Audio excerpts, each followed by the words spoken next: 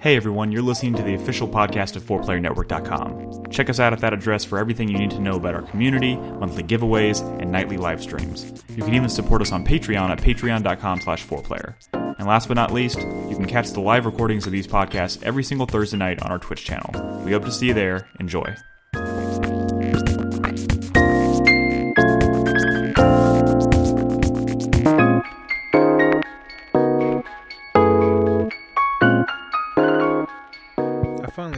I fucking hate you, Brad. Welcome to the show, everybody. This is 4Player Podcast, episode 581. My name is Nick Henderson. I am joined today by Brad Simons. Incredibles was pretty good.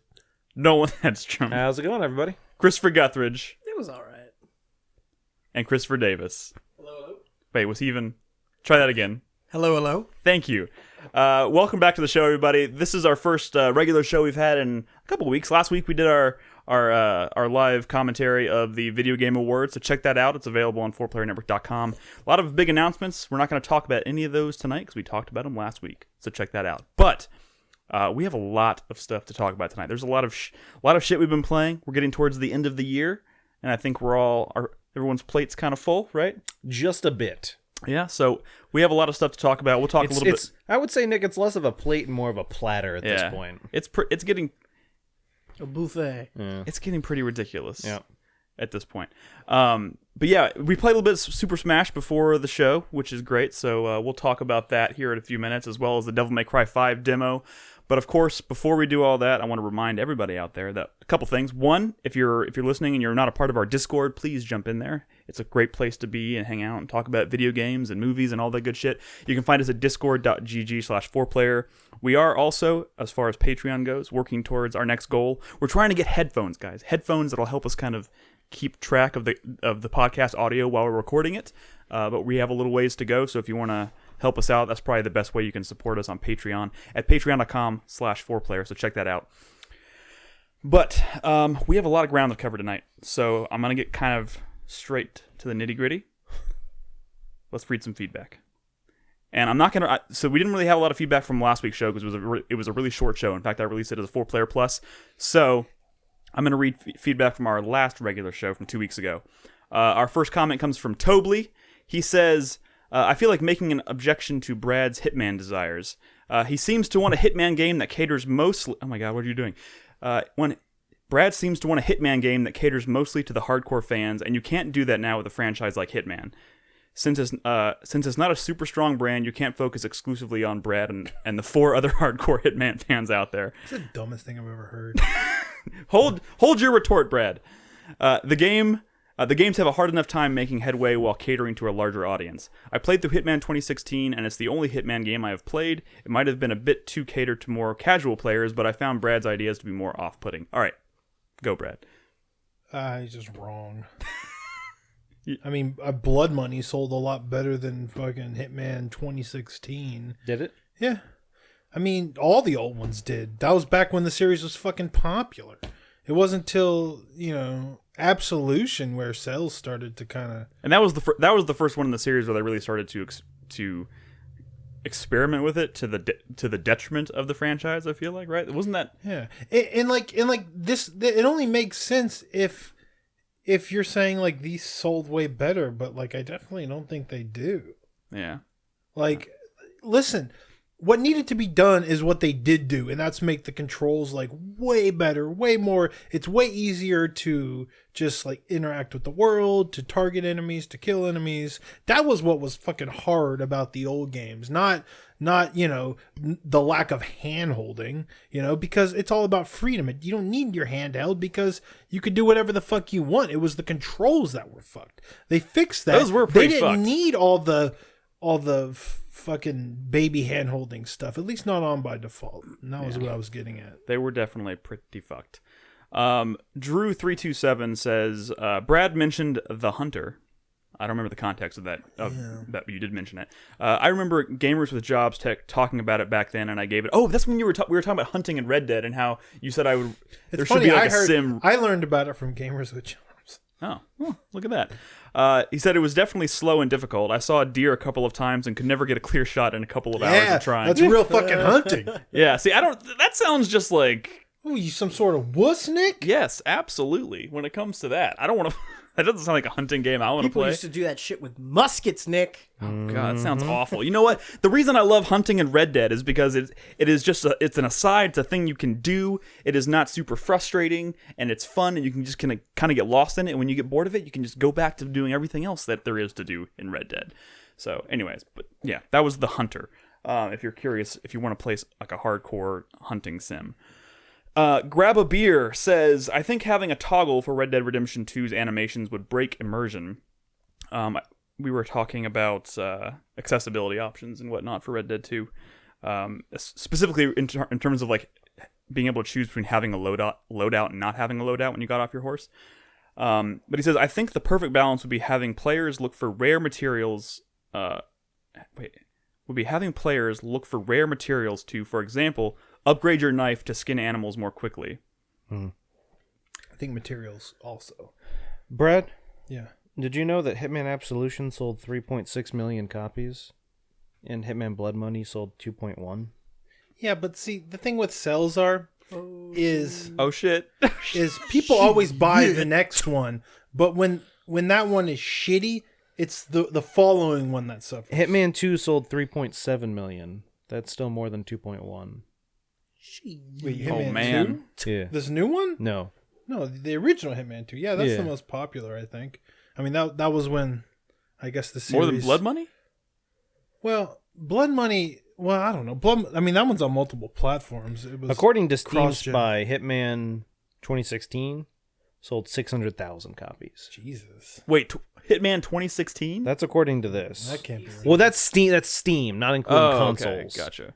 I don't have the Not to console mention number. that's probably weird too because it was episodic and who knows how the numbers are calculated. It's like fucking Call of Duty and stuff. Well, the thing right? is, it's like this new Battlefield's suffering because of like Battlefront 2, you know? Yeah. They say that new one had like fucking like 13 million players or some shit, but that was also including all the people who got like the free demo. Yeah. So I mean, I'm sure a lot of people got the demo. All right. Anyway, sorry, that was an aside. Grabber Beer goes on to say, also your Resident Evil conversation during the break got me thinking, if Resident Evil Remake was based on the fixed camera angles of 1, 2, and 3, and Resident Evil 2 Remake will be based on the over-the-shoulder cameras of 4, 5, and 6, then would a Resident Evil 3 Remake be in first person like 7? Just a thought. That is an interesting thought. And the thought of playing Resident Evil 3 in first person is kind of terrifying. Mm-hmm. And it's starting to look more and more like maybe Resident Evil 3 might actually be, might be in consideration at Capcom as a remake. Possibly. Who the hell knows? If 2 does well. Yeah, if 2 does well, which I'm sure it probably will. It's probably going to be a pretty big game. By the way, I finished 4. How's Again, that? I'll talk about it later, maybe during my 4-player minute or something. Who knows? And our last comment this evening comes from Spraxors. He says, long-time listener, first time writing in. Let me preface this by saying that I love the show. Thank you. Thank you. I don't want to come off as a crazy Nintendo fan, but I'm somewhat disappointed by the lack of proper coverage the Switch gets on the podcast. Half a dozen games come out for the Switch every week, and barely anyone is talking about them. Crispy doesn't even have one. I love the show, but how can you have a regular podcast member who doesn't even have the hottest system out right now? Check-ins on Overwatch are getting a little old. I was this close to ending it all when he was talking about that fucking hamster.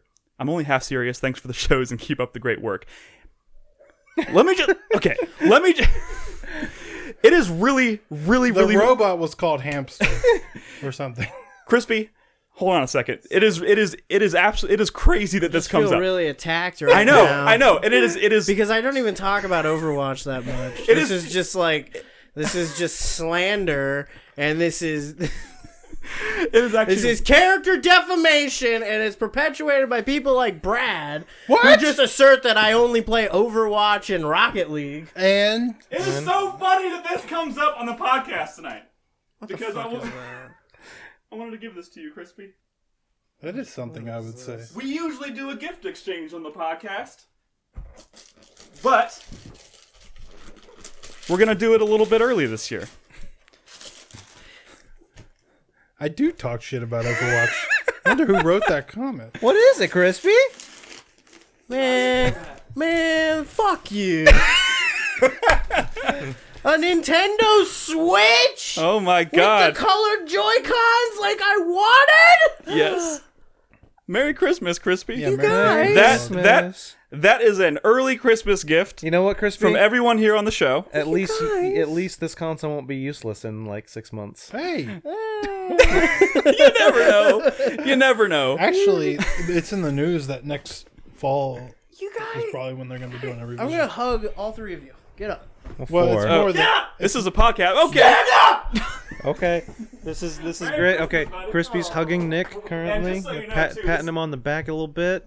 Thank you for He's- giving the play-by-play. I'm gonna hug you if you don't stand He's up. hugging Brad. Brad didn't get up though. Oh God. Oh, you guys. Oh my God. Crispy's walking I across also the wanna- room to hug Chris Davis. I also want to make sure that Touch his Crispy is butt a aware little that that is not only from everyone on the couch here, that's also from Carlos and Ed, who contributed as well. We all I would pitched hug in. the shit out of them if they Yes. were here. You guys. Virtual hugs. I like this Spraxos I was- guy. What's his name? That's Carlos. And Brad, actually. It's Carlos and Brad. So, sorry, Sparax was not a real person. Spoiler alert. Sprax? Sparaxes, or whatever the comment I read was. I believe my original comment said I was going to wrap my lips around the barrel of my 12 gauge Yeah. if he talked about Overwatch anymore. Yeah. I edited your comment a little bit. Wait, that. This is, my worldview is shattering right now. Oh, you guys. Forward you the email. You guys. Yeah. So, anyways, that is replace. We're not going to do a traditional gift exchange as we usually do. That is. I wanted to do it early because I thought you were getting dangerously close to going out and either buying one yourself or getting one from somebody else. So there it is. Merry Christmas. Christmas You guys- came early this You guys, year. I love you all, and mostly because you bought me a Switch. There is no game in there, so That's cool. That's cool. You can borrow my copy of Rabbids if you want. That's a really good game. The turn base? Yeah, yeah. I'd play that. Everybody start tweeting suggestions at Crispy for what to play on What his should I Switch. play? Golf story. I'm gonna play. Oh, Smash you know what you Brothers. should do? You should get one of their World of Goo codes that they probably didn't redeem for the Switch. Oh yeah. Yeah. Because I I bet- still never played that. Yeah. Hey. Fuck you. Quick Oh, I'm question. gonna play that Octopath Traveler. Do you still have... Okay. Just take it back. Just do it. grab the Switch. Take it back from him. Anyways, Merry Christmas, Crispy. Thank you guys. You're very welcome. guys- Happy too much. Chanukah. I am. Mazel tov. All right. Anyways, back to business. Yeah. Thank you very much for your feedback, guys. Of course, if you have anything you want to say, based on any of our discussions that we're about to have on this podcast, of course, head on over to 4playernetwork.com. Leave us a comment on the post for this episode, and we will read it back at the beginning of next week's show. Yeah. But without further ado, we have a lot of video games to talk about. You okay, Crispy? I'm like embarrassed. No, it's funny. It was so funny because as I read the comment and then you just like, I feel personally attacked. And I was like, he's about to hijack this surprise. That didn't go exactly how I was planning it in my head because you just started being like, I feel attacked, which was pretty good. That was the idea. I mean, Yeah, that's kind of what we were going for. yeah, I mean, a lot of people just. Otherwise, he was on his phone. If we didn't personally attack him, he Yeah, would have it's just not heard the comment. I was. Oh my god. Okay. Thank you. Dude, we were talking about playing Smash Bros for the podcast tonight, and I was like, I was really worried you were going to show up with a Switch, be like, look what I got for Smash, and I was going to be like, son of a bitch, but that didn't happen. Luckily, that didn't happen. You bamboozled the shit out of me. Woo! Sweet. Mission accomplished. Let's talk about video games He's tonight, texting guys. us roommates, take back my Switch. Let's talk about video games, shall we? Yes, Why don't we do start it. with a Switch game because we just played it. It's fresh on our minds. And it's probably the biggest release. I've been playing Monster Boy on my Switch. That's not what I was. That's not what I started was playing The Messenger on my Switch. That game is really good. I started playing Into the Breach on my Switch. That game is really good. What's a switching talk going about on? But let's talk about smashing. Let's talk about Smash Bros. smashing. How's smashing, guys? I mean, It's wonderful. Kind of Oh, Smash it's okay. Brothers. Sorry. Yeah. Depends on which one you're talking about. Super Smash I don't Bros. like to wear Ultimate. condoms. Oh, that's got awkward. Well, so I picked up Smash last Friday, Why? So and Brad, I've been playing hold on. a lot Brad, of Smash. Stop. Can I ask why? Yeah, sure. You're gonna have to ask. You have to Yeah, keep you going. did. Like You did. that was my question. Why? Because of the Castlevania stuff. So, Okay, was that the main like kind of reason? Well, I mean, I always pick up Smash. I love Smash ever since. 64. Oh no, so don't get me wrong. I've owned every Smash except for the one on the Wii U, and it's kind of just because we bought character a copy roster is pretty as a small. site, though. Pardon? We bought a copy as a site. No, I understand. But for me, it was more of a like I just don't feel like the only time I play Smash is with you guys, and that's it. Yeah.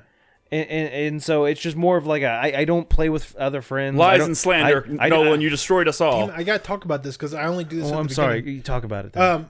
I bought it because I told everyone I'd buy it if Belmont got in. Okay.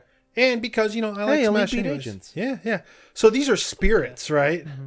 These are spirits. They're basically just like stickers that you equip on your character, and they give you certain buffs and stuff in this mode, which is the World of Light mode, which is the main single-player campaign. So you pick a fighter, and you equip spirits to kind of like power them up, and you can level up the spirits, and that effectively changes your level. Now, the cool part about this mode, I only have a handful of characters because you unlock characters as you progress through this mode, which is like 20 hours long, even more if you're trying to 100% it. And you go from fight to fight, and they do some interesting stuff in the world, but the fights themselves are really cool.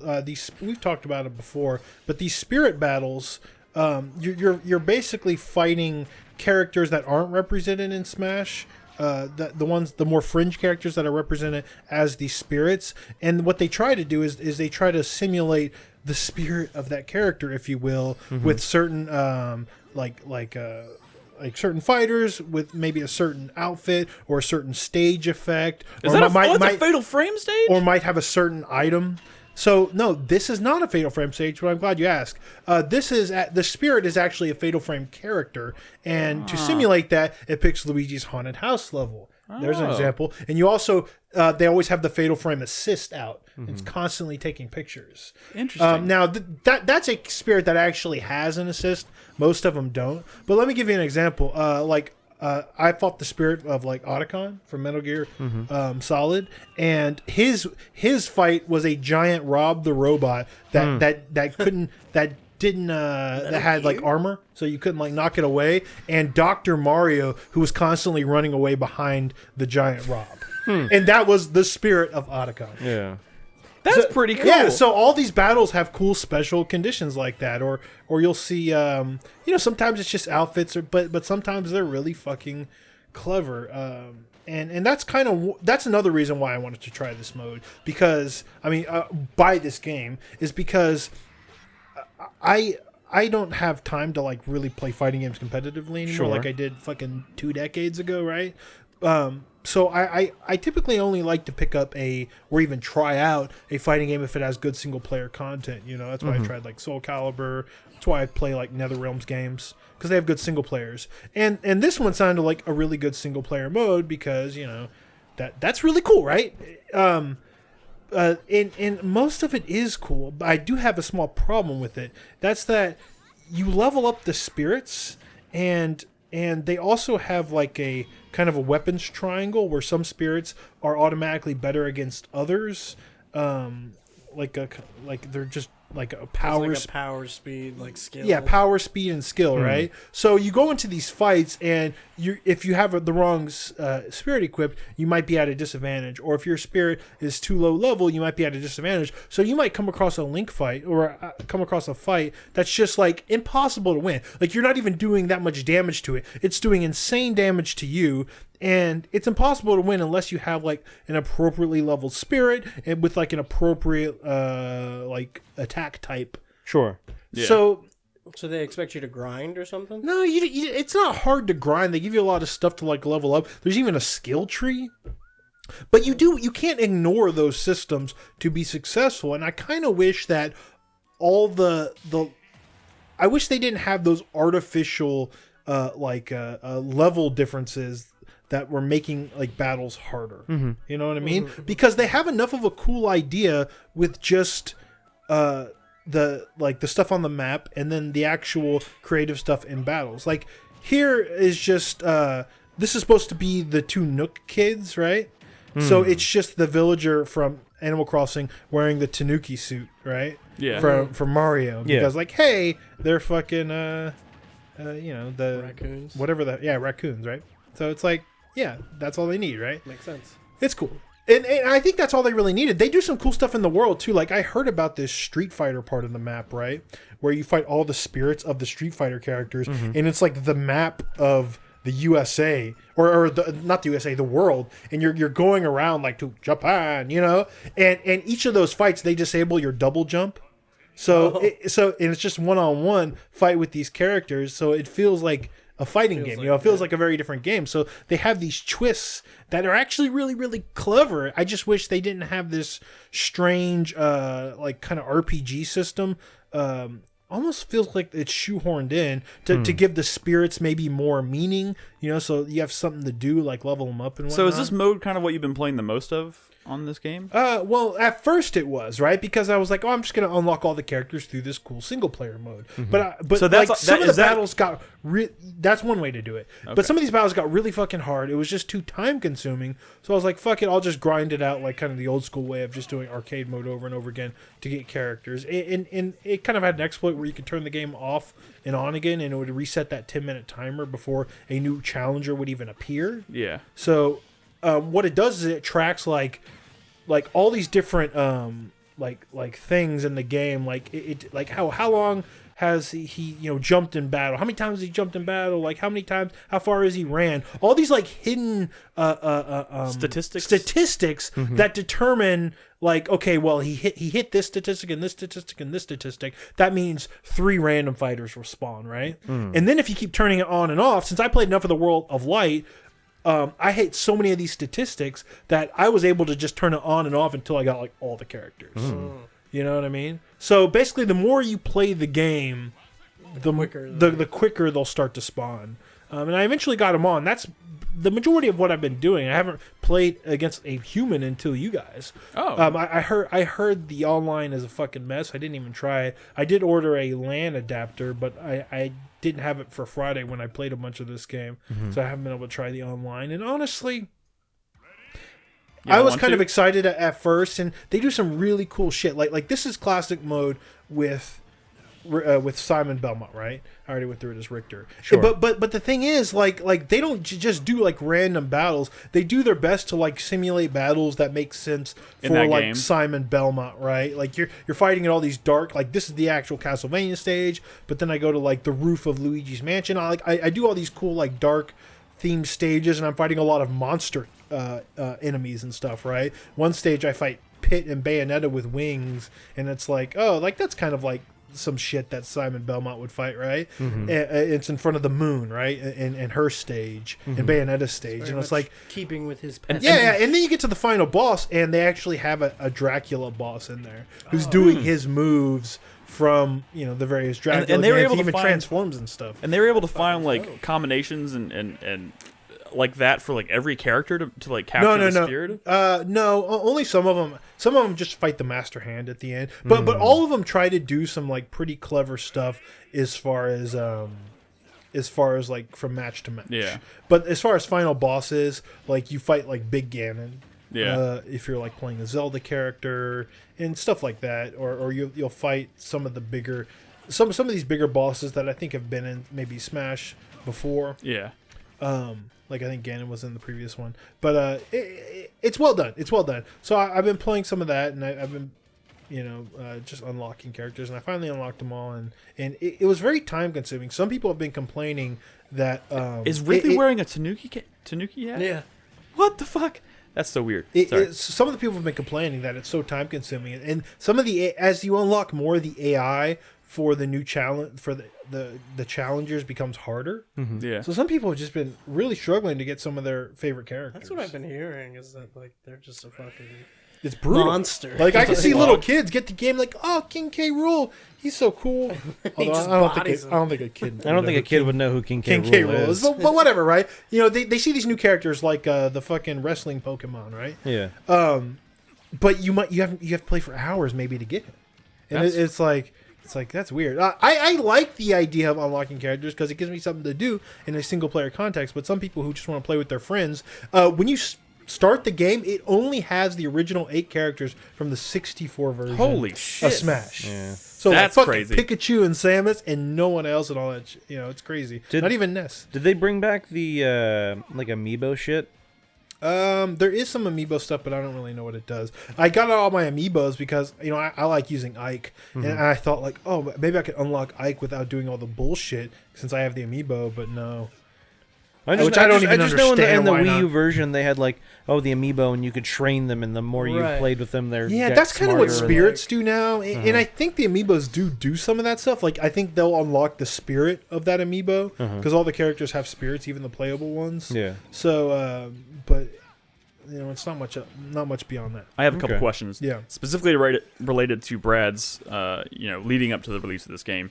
Obviously, first question: what do you think of the Castlevania characters? You obviously been very excited for Simon and Richter. Yeah, they're cool. I mean, they're kind of different. They all their attacks are like all their smash attacks and stuff are like their whip. Yeah. And the whip has very good range, but it's like very narrow and it doesn't stay out very long. So you really got to practice with it. And I'm not super good at using that stuff, but their throwing items are like really good. So everything they do is really powerful and they have good range, but everything's real slow to come out, Yeah. which makes sense for these classic Castlevania characters. I mean, this is an Alucard. These are classic. Richter and Simon are classic characters, so their whip is slow and their items are slow. That big but- axe the axes that you throw. but the come out axe really can slow. fucking kill. Once you get high enough damage, it fucking kills. So they're really strong, and the tournament scene apparently thinks they're really good too because you could just keep an enemy out by properly throwing the fucking items,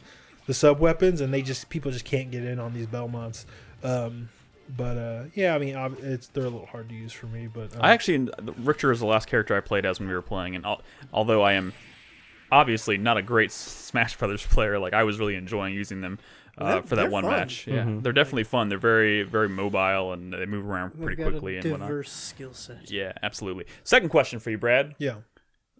I- I'm fighting monsters. This is kind of a trolly question. I'm sorry, but like, now that you've played it, you were talking a lot of shit about this game leading up to release about it being like not being a port is what you commonly call it. Do you still feel like it's basically a port? Oh yeah. I mean, it's obviously a port with some work done to the visuals because more powerful hardware and they like, let me break down the numbers. There's 103 stages in this game and 4 of them are new. Okay. There's 75 characters and like 4 to 5 new actual movesets. Gotcha. So, like, it definitely doesn't... Now, there's a lot of work to bring all the old shit back, but obviously there's a lot less work, way less new content in this game than there was in any Smash game that's come out. Yeah. Like, not even, like, half the amount of new content.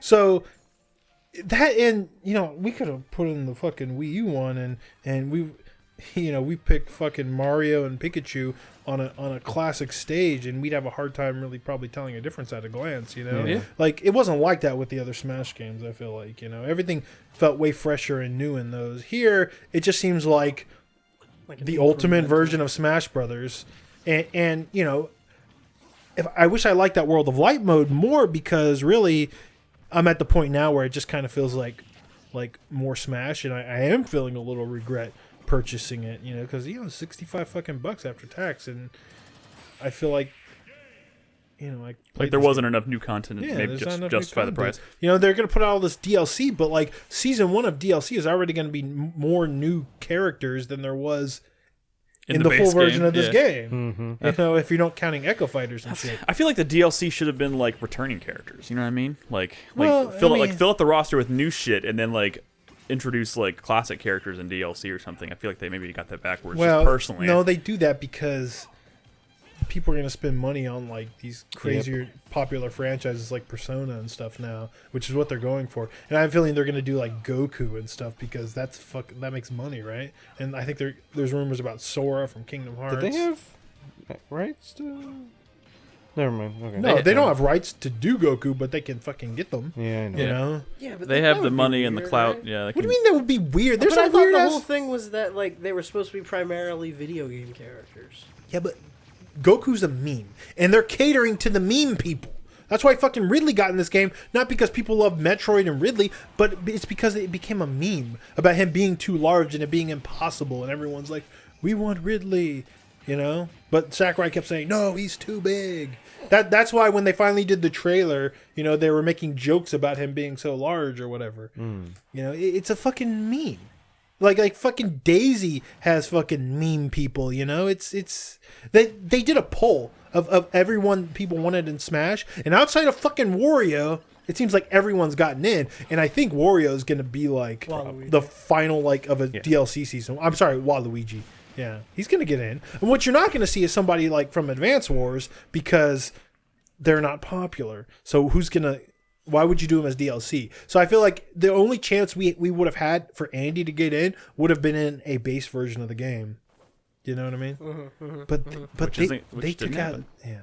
No, it's unfortunate. I'm gonna save a little bit of that rant for my 4-player minute. It is cool though. Like I think it is cool that we have this kind of ultimate version of Smash. Wow. I guess, but you know what? I hate to break it to you. The last one kind of felt like an ultimate version of Smash. Yeah. I mean, I've always been of the mind that like they've all kind of felt, to me, as someone who doesn't play a lot of fighting games, or whatever, they've all just kind of felt the same. But I feel like but there were so many more new characters and stages in the previous ones. Yeah, for sure. That's so fucking cool. Yeah, this fight does look pretty dope. Yeah, he transforms into the monster version too. That's cool. And like his hitbox is only his head, just like in the actual game. Oh, wow. A new 2.5D Castlevania game would look pretty cool, huh? No, shut up. It's a terrible art style for Castlevania. All right, let's move on. We'll probably return, maybe talk more about Smash in the not too distant future. Who knows? But we have other games we want to cover tonight. I do want to briefly mention, maybe not briefly, but I played the demo for Devil May Cry 5, which How extensively did you play this? I played it three times. Okay, good. I didn't beat it. What? I didn't. I mean, why? Get good. Give me your fucking Why, Xbox. Nick? Chris Davis, did you bring your Xbox? He did not. He did not bring his Xbox. Let me just. Okay. I could have. What's your tomorrow? I played Devil May Cry 5. It's as of right now, it's an Xbox One exclusive. For the demo, and I've played it twice, not 3 times. Isn't there like a badass boss at the end? Yes, and I've gotten to the boss both times. Okay. The first night I was honestly kind of frustrated with this demo, mostly because I got through it and I was starting to think to myself like, maybe I just don't really like the feel of Devil May Cry combat anymore. That was kind of the takeaway the first night I played this.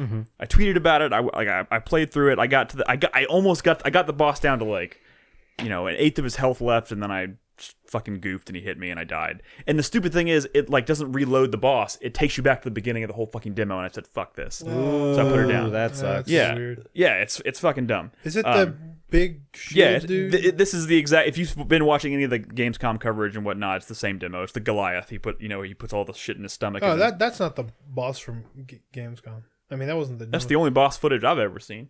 Oh, well, you didn't see the really dope boss then. Oh, I guess I missed the There's cool like shit. kind of like a large swordsman, kind of like. Oh no, I haven't seen that. Or whatever. I mean, okay, so let me just. Like I said, the Dante demo. Sorry. Okay, no, I did not watch any of the Dante footage. This demo is purely you playing as Nero, and it's the same Nero footage that's been floating around. I was a little frustrated at first. I played this. I think a lot of my frustration stems from their tutorial is kind of confusing. They start spawning enemies on the screen, and then they just hit you with these pop up tutorials on the left hand side, and I'm like trying to split my attention between fighting enemies and reading the fucking screen. And it keeps talking about the big thing here is you have your devil trigger, which is like a finite resource. It's like a super attack, whatever. It requires ammo. Yeah, it's basically ammo. It's like your arm, your detached arm, your left arm. I think it's his left. Or it's his right, I guess. Is like you collect them and you use them in different ways, and each one does different things. And it's cool, but like. It keeps talking about using one devil trigger versus the other, but I couldn't figure out how to fucking switch them. I've played this demo twice, almost all the way through, and I still don't know how to switch on the. I pushed like every button on the controller, and I could not switch. You can see the inventory in the bottom right. You see how I have like 3 different versions of the arm. I couldn't get it to change. You couldn't figure out the only way I could Ripper do mode? it was I would use them all, and then it would go to the next one. And it's probably just something stupid that I missed, but the way they throw the tutorials is actually really frustrating. No, I tried like literally Zero every button. guy On the says you controller. can't switch arms. You can. can't switch arms. What the fuck is that? That's like, weird. Why even give them to you if you can't switch them? If that's the way it is in the final game, that's going to be really annoying. That's right. But it is frustrating. There are things in the demo that it says literally you can't do in the demo. It's really dark. Also, the camera seems too close and low to the ground. Was it kind of hard to follow what's going on? It is a little bit. This is not the camera you typically see in a Devil May Cry game. Correct. And also, I mean, they have a lock-on button. It's been a while since I've played anything prior to DMC. I haven't played Devil May Cry 4 since the year it came out, basically. So I don't really remember a lot about that. Did you do the air dodge? The air dash? The thing is, a lot of this stuff, like they don't give you a lot of the ability. Like they give you the double jump ability right out of the gate, which is cool. But like, there's no dodge, or like there's. I remember seeing like a cool air dodge. If you lock, I mean, yeah, that exists in the game, I'm sure, but you don't have any upgrades yet in the demo, and you literally get to a point where the lady character comes in and the van is parked there, and you walk up to it. Yeah, the van is parked there. You walk up to it, and it's like you'll be able to customize your character and buy new abilities and weapons and stuff through this van, but you can't do it in the demo. So I was like, that kind of assistance. It's kind of annoying in that sense. Like I feel like I would have been having a lot more fun if they gave me the ability to actually maybe unlock something new and use it in the demo, but you can't.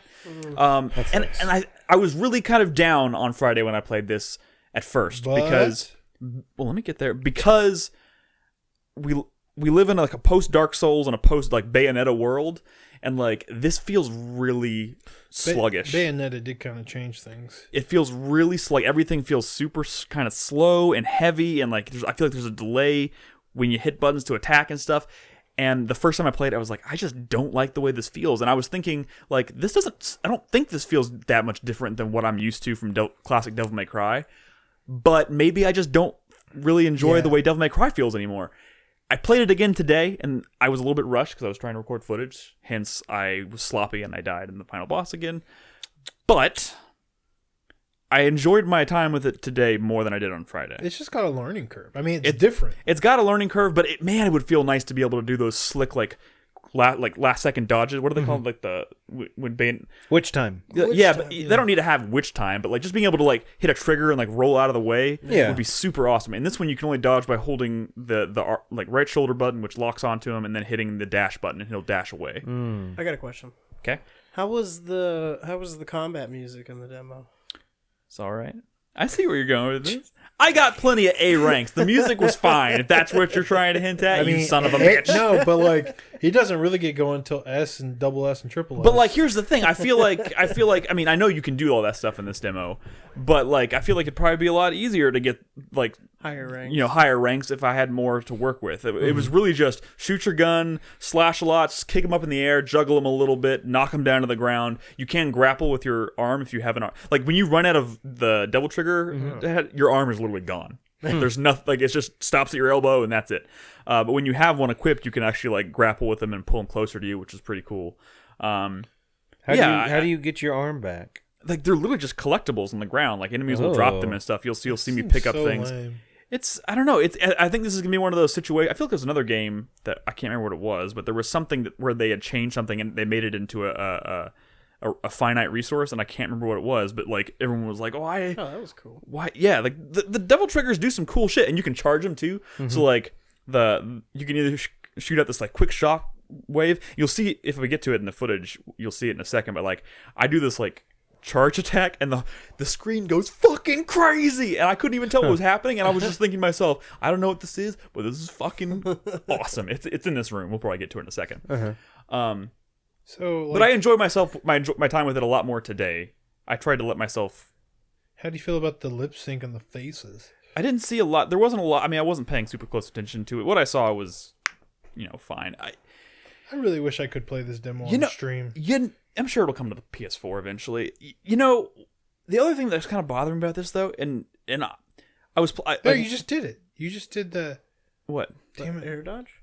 Yeah, well, it's like an air dash. I think it only works with one of the arms. Yeah, it's that one. The green arm, which you can't switch to on the fly apparently, or at least I don't know how yet. Probably not in the demo. If you have that equipped, you can basically do an air dodge. But when you're using this one right here, like watch. I was like, I don't know what's happening, but this is amazing. It's apparently badass. Yeah. Actually, badass is pretty bad in this game. Yeah, it actually You want is. to be smoking More like sick style. ass. Yeah. But you know what? I had a lot more fun with the combat today when I was playing it, and I got to the boss and I was like, it's got that like stupid, charm to it that classic Devil May Cry had. It definitely has a bit more of. It doesn't take itself as seriously as DMC did. The thing but about... I will say this, guys. I don't want to get shit about this. People love to talk trash about the character design in DMC, but like I do not know how. Is it Nico her name? Nico? The girl, the chick. I do not know how that's passable. Like as a character, like she is obnoxious. Oh, really? I mean, I don't. So of course, maybe I'll grow to like her in the final game or something. But like her whole character design is like I feel the same way about her entire character design as I feel about Lady's pants in this game. It's just over the top in a not a good way and obnoxious to me personally. Everybody kind of looks bad in this game. I think Nero looks fine. I like Nero's design. I'm not a big fan of the third playable character they introduced. I'm still frustrated that they didn't let you play as Lady or Trish or something. I don't want to play as Lady if she looks like that. I know. What is with the fucking pants, man? It's everything. It's more than the pants. Oh my god. I will say about the combat though is it's different and it rewards like the time you put into it. It's kind of like you pop in like an old Tony Hawk game, and you're gonna look like a complete fucking dunce. Yep. Trying to do anything in that game if you haven't played in a long time, and it feels clunky and weird. But when you get good at it, you're like fucking Dante on a fucking skateboard. It's crazy, right? And like same with this. Like it's different, but once you get really good, it's very freeform, and you can do all kinds of badass shit. I bet there's players out there who've done stuff with this demo that looks way different than you. I saw at Gamescom there was someone that walked up to the demo and like got like the ultimate rank on the demo or whatever and they made a big deal out of it. Like there's some crazy shit you can do in this game, and I'm sure when I finally play the final game I'll probably let myself get like really into it. One of the things I was a little worried about, Adam Driver, he walks around with like a book of poetry too. He's basically Adam Driver from that Patterson movie. Patterson? The other weird thing about that character, obviously you don't play this character in this demo, but like I think it's cool. Like his fighting style is literally he summons like animals, like spirit animals and shit, and they fight for him. But like he's walking around, like the footage I've seen, everything. There's a whole trailer dedicated to him, and he's like spending the entire time like literally walking around the battlefield, looking at like with a book, and you see all these like things being summoned and fighting for him, but he's just like strolling through the field, which is kind of cool, I suppose. It's very different. But someone Fracken in chat says apparently he summons the bosses from Devil May Cry 1. That's cool. I recognize the owl and that maybe the phantom, the spider. Yeah, I don't know. This game is probably gonna be really cool. I was a little worried from seeing some of the trailers and stuff that the world was gonna feel very kind of like It's pretty barren. It's kind of barren. Like it's not a game that I think concerns itself much with like trying to make it feel lived in, which I think might kind of get on my nerves a little bit. Like I feel like it's just kind of.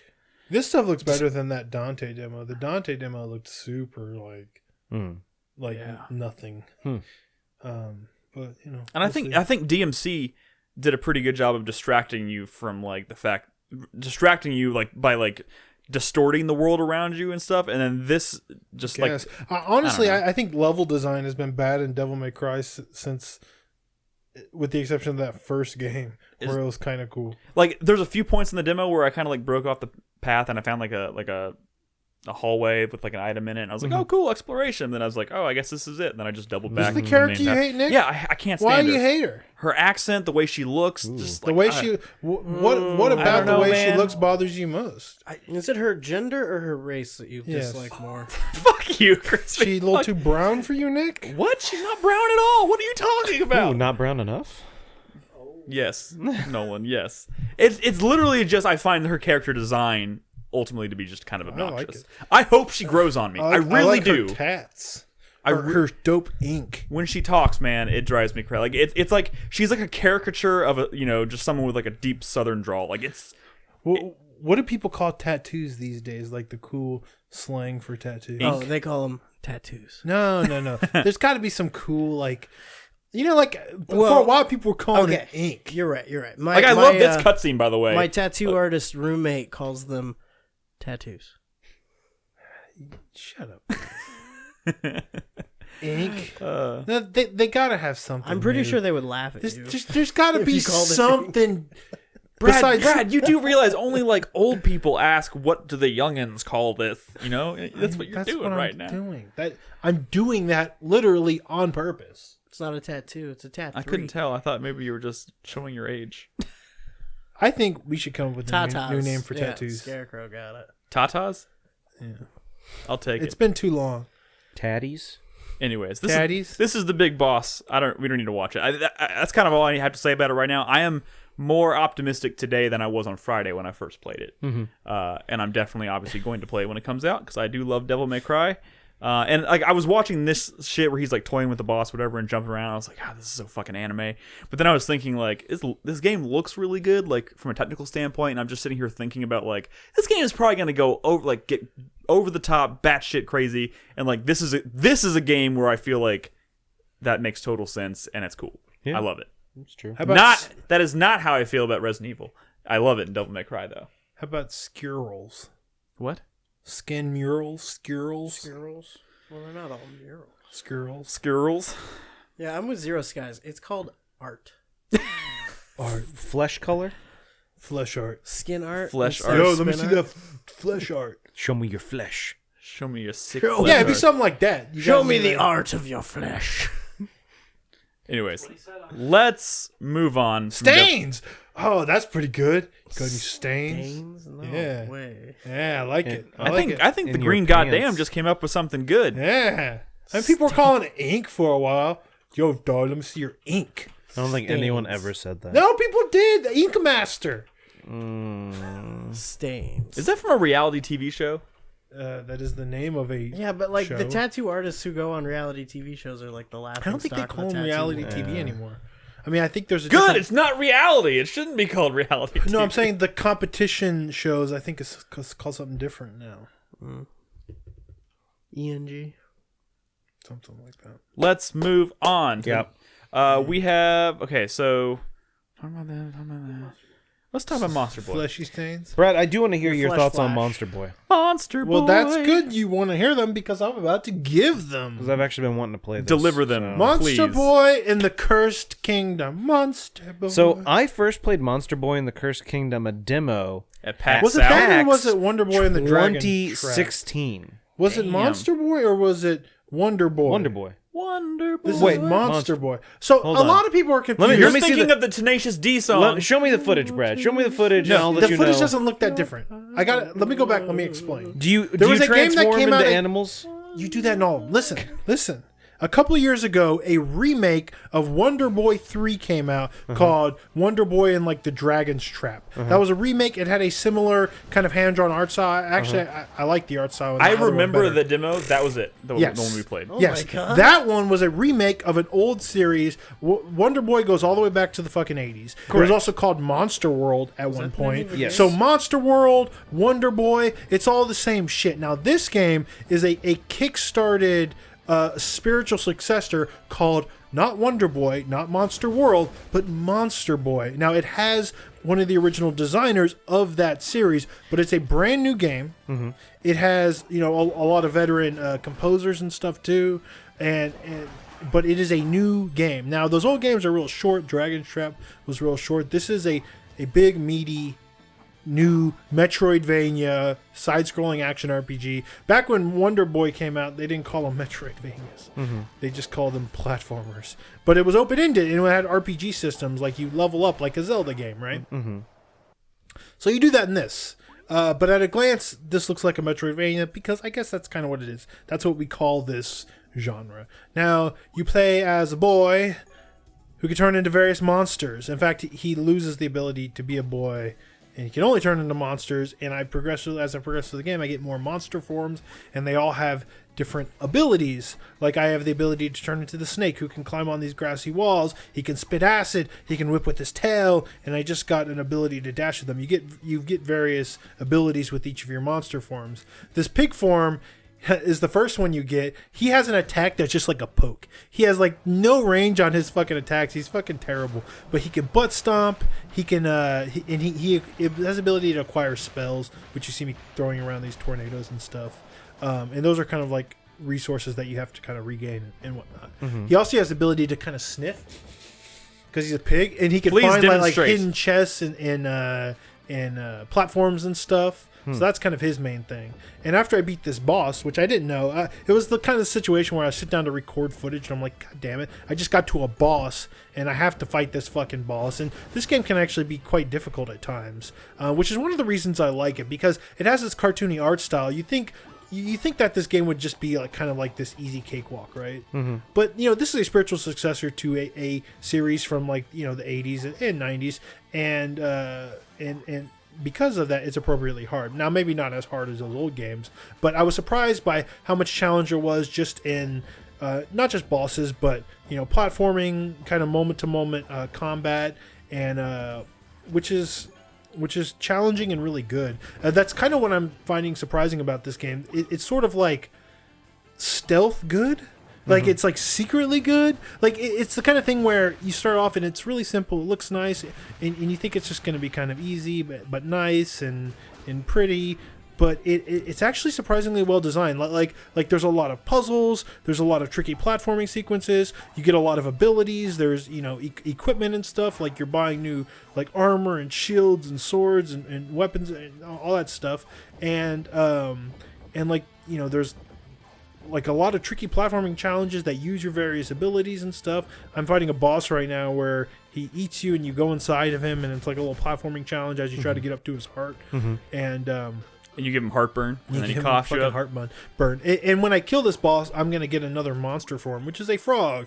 And the frog has the ability to kind of, he jumps really good. He can swim really fast. Before, when I was swimming, the snake, he floats on top of the water, but when you want to go under the water, you switch to the pig, and he's just like sinking because he's fat, and he's doing this animation that he's like drowning. Yeah, it looks like he's drowning. It looks like he's fucking drowning, but it's the only way you could sink in water until you get the frog form. Oh, look at that! That's cool. And this guy can use his tongue to grab smaller enemies and eat them, or to traverse. I would imagine traverse as well. Yeah. Some swinging, some flinging. It's cool, and man. all that cool stuff. And it's pretty. And you do these platforming challenges where you kind of like swap between them on the fly and whatnot. And like all that stuff's like pretty well done. It's like this is a sum of its parts games where it's maybe not the best platforming in the world, maybe not the best combat in the world. Is this Monster Boy in the Cursed Kingdom? Yes. Okay, I'm fairly certain I played this at PAX South. It's possible. The thing is, when this game first got kickstarted, it was called like Flying Hamster. And it's supposed to be a spiritual successor, but they actually got like the license or the rights to actually do more of a faithful spiritual successor in that series. And they ended up changing the name. And that's good, because what did you say? Magic Hamster? Flying Hamster. That's a bad name. I'm glad. Well, it looked a little different back then too, but I don't think it was the same game exactly. But okay, no, yeah, I have an email that I sent to the rep from FDG Entertainment from when I played it. It was PAX 2017. Yeah, I remember when you played it. Yeah, because I played that and Blossom Tales was the other one that was right next to it at PAX. Anyway, so it's very confusing because they're different developers, but I think they're both French. They are. Yeah, they're both French, but there are two different developers. One was doing the remake, and one was doing this game. Yes. So it's all very confusing from a series that was very fucking confusing in the first fucking place. But I'm having like a really good time with this, and it's like it's creeping, it's sneaking. It's like why am I having such a good time with this? This is a pretty good fucking video game, right? And but the weird thing is it came out in December, like so many other games this month, and it's the kind of thing where it's like I don't know if I'm gonna be like recommending this to people, like start it, because they might not have time to get through it or appreciate it, and I just hate that this happens to December games. Dude, fucking December games are the worst game. It sucks when fucking Below comes out tomorrow. Yeah, like who does that? Yeah, why do you release a game at the end of the year? I'll talk about that in my 4-player minute, but like, there's a lot of games coming out right now, new cool games, contenders for like best of the year lists, but people aren't even gonna take them seriously because it's like the end of the fucking year. Dude, so many people have already put out their 2018 list. That's just fucking embarrassing. It's criminal. Like and like if you look at the Game Awards, they like acknowledge, well, we consider last December, but they don't. Really, They never No win. one really fucking does that because all their submissions are from other journalists, and journalists they're not thinking about last December. So you look at the Game Awards in like the best RPG category, you have in the best RPG category and the best music category, Ni no Kuni 2 got nominated, which is like an okay game. But Xenoblade 2, they didn't mention at all at the Game Awards, which came out last December, which was a much better RPG and had a much fucking better soundtrack, and not a peep from anyone about that game. They're basically saying, if you choose to do one from December of last year, we would let it qualify, but you're not going to because you're just going to forget about it, or you're not going to take it seriously, and it's like these games end up, these awesome December games end up in this limbo where they don't get enough fucking recognition. Well, you know what? And it just sucks. Not here, baby. Not at 4Player. Yeah, if I fucking finish this game and Ashen and Mutant and Below and fucking Hades and fucking I heard EDF 5 is like really cool. Really? Oh man, all this shit's coming out, dude. Don't Gris worry. came out today, and have you seen a trailer for Gris? Yes, I have. It's like we can't not look at that game before we give Best Looking Game of the Year award. Wait, what? We can't do it. Gris? This game called Gris. Never heard of it. Exactly. should Because watch. it's a December game, dog. It's fucking beautiful. It's only, I think it's only $15. GRISS? No, just GRIS. Yeah, I don't and it's on GRIS. Switch, and I think it's fairly cheap. Like I think it's like 15 or 16 bucks or something. I could be wrong. You can't ignore it. But anyways, It's Xenoblade for don't music. worry. We are going to acknowledge December games because we're cool like that. But this was Monster Boy in the what? And the Cursed Cursed Kingdom. In the Cursed Kingdom. You're playing on Switch It's too, on right? Switch. It's on everything. Yeah. I think it's $40, which All right. is a lot for a December game, right? Here- But it seems really good. All right. Here's a question. The next game we want to talk about that's not like a quick mention is Darksiders 3 because Chris Davis has finished that game. Do we want to talk about it now with him over on the other mic, or do we want to take a break and then come back and have him on the couch? We should have talked about this before, but we didn't. Let's take a break. We're gonna take a quick break. Thank you, Crispy, for making a decision for me. This dude wants to play with the Switch. That's what he's doing. We are going to take a quick pretend like I break. have a game. When we come back, we will we'll talk about Darksiders 3 with Chris Davis. We'll cover a bunch of news topics, and of course, we'll answer questions from our lovely supporters on Patreon. Don't go anywhere. I never played Torna.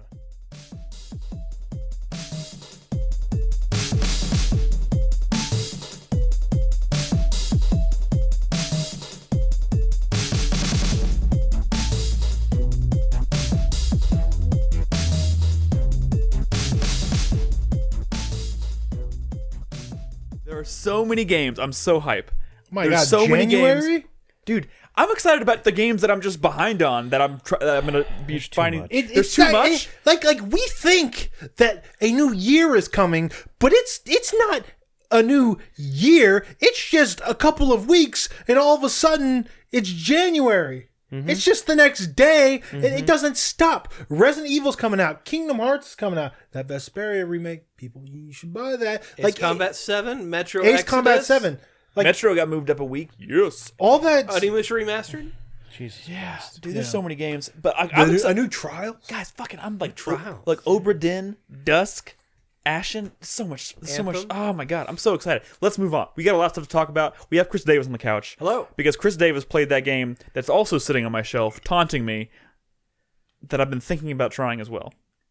Should I? Is should it I? still sealed? Take it to Walmart. I know that old trick, but I don't want to. I want to play this game, but I want to. But maybe not. I may not prioritize it before end of the year stuff. Chris Davis, Yes. you finished Darksiders 3. Yes, I did. Like it's the new sequel made by Gunfire Games. Gunfire Games made up of a lot of the developers from the original. the original team that made Darksiders 1 and 2, yes. Cool. Is that So THQ? No. what? Yeah, Vigil. Vigil. Under TS. Under THQ, yeah. So Which is what? now THQ Nordic. Yeah. owning Anyway. Gunfire So Games. Darksiders 3. It's a very convoluted Darksiders- story. I heard this described as a Darksiders fan game. Ooh. I would describe this as Darksiders as baby's first Dark Souls.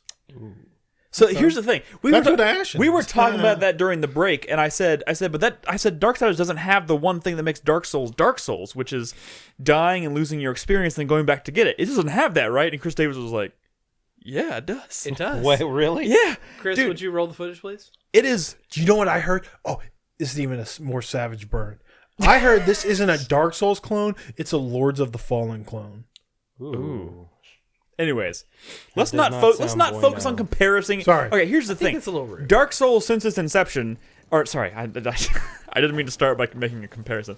Darksiders since its inception, it's like has established itself as the game whose DNA is just like imbued with this. Like what makes it Darksiders is that it has to kind of like emulate whatever's kind of the new hotness or. This is Darksiders takes a basic universe and characters and very nice art style, and then takes gameplay aspects from different games and builds their game around. Darksiders 2 specifically was like a lot of Zelda and even Portal, which I think was I remember being like. No, Darksiders 1 was more that. Darksiders 2 was more open world RPG. Yeah, Diablo. Yeah, but Diablo, the yeah. big thing in Darksiders 2, I remember there was a sequence where it was like Portal. I remember that, right? That was the No, first. Darksiders 1, that was there the first one. That was Yeah. the first last one. dungeon. there the was first a game. specific dungeon that was built around that, yeah. Oh my god, I'm almost positive. I think you're thinking. Well, I of the think you good get the portal Darksiders. gun in the second one as well. Oh, okay. Yeah. At the end. All right, so What? Darksiders 3, the first game you played is War, second game you played is Death, this one you're playing is Fury. Yeah. Who's not one of the four horsemen of the apocalypse? wait, she's not. No, that's fucking made up. There's various She different... should be like fucking pestilence or There's something. various different interpretations of what the four horsemen are. Let's But not in this pick it version, apart they've for got Fury. lore reasons, Brad. Well, I'm talking of biblical reasons, but Yeah. They don't actually label the four horsemen. Anyway, so continue. So Fury, one of the four horsemen, is charged by the Charred Council at roughly the same time as Darksiders 1 and 2. Like, there's for some reason 2 is a prequel to 1, but 3 really doesn't say whether it's a sequel or not. I don't It think doesn't they're know. too they concerned. doesn't can't know. be sequels because the ending of Darksiders 1 was all of them showing Yeah, up together. Darksiders 1, one of my favorite endings of the past 10 years. Yeah, it ended with basically all four riders coming together, and and that's she the was start of she shit. was one of them. She was one of them. Gotcha. Fury is tasked by the Charred Council to go in onto Earth and find the living incarnations of the 7 deadly sins. Which And are I'm assuming bosses those are in the like the world. 7 bosses you have to beat. Yeah, there's 7 bosses you have to find throughout the world, and then capture them in a pendant and return them for judgment to the Charred Council. Okay. Fury is given a watcher, just like in Darksiders 1. Not voiced by Mark Hamill this Not time. voice. This is the lady watcher, Oh, okay. Ooh, and Ooh, it's a lady. I'm into it. she's basically meant to be like your conversation partner. She commentates Yeah. on whatever you do. But is she as good as Mark Hamill You fight was? the in 7 deadly sins as Fury?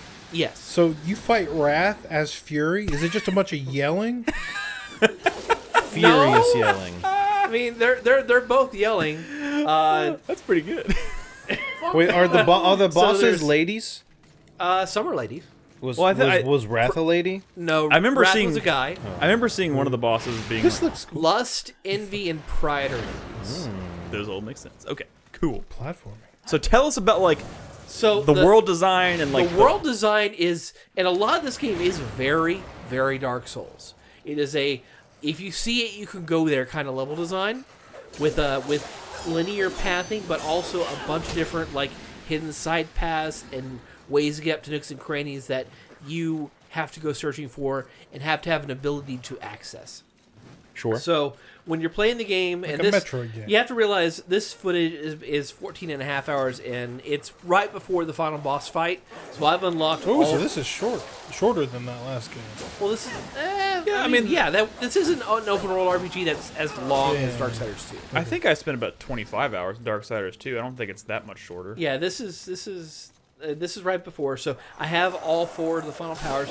I'm also level 53, so I'm super powered. Was there a leveling system in the last 2, or is this the first game that actually where you like level up? Because I don't seem to remember I don't that. remember from 2 because it Second was so one. long. It has ago. been Second one's a, also it's been a very long time since I've played. So you're gonna see me Serious. wipe out enemies just left and right, but honestly, like the first few hours of this game, like I'm dying left and right because Yeah. I'm trying to figure out, enemy attack patterns and dodging everything because it's very Dark Souls. It's very much about dodging and timing your attacks right and knowing when to go in, when to disengage from fight and just run through it. But there is also a difference between trying to be like Dark Souls and also failing to be like Dark. Like, does it feel good? Because what makes Dark Souls combat so fucking good, or what makes Dark Souls so good, is that combat is like super tight and super responsive. Does this feel like that? Kind of. Or does it feel rough? The combat, no, it's not that rough. You'll find yourself always using Fury's Whip.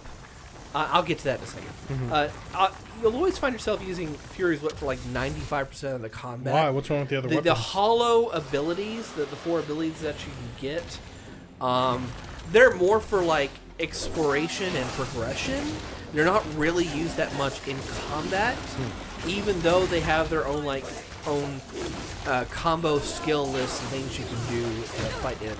Did I just see like a witch time dodge, kind of? Like where it kind of yeah, slowed so down for a second? You do perfect dodges, and if you execute a perfect dodge, then you can go in for a special attack that does arcana damage, and you can either do it with your whip, or you can use with your equipped hollow.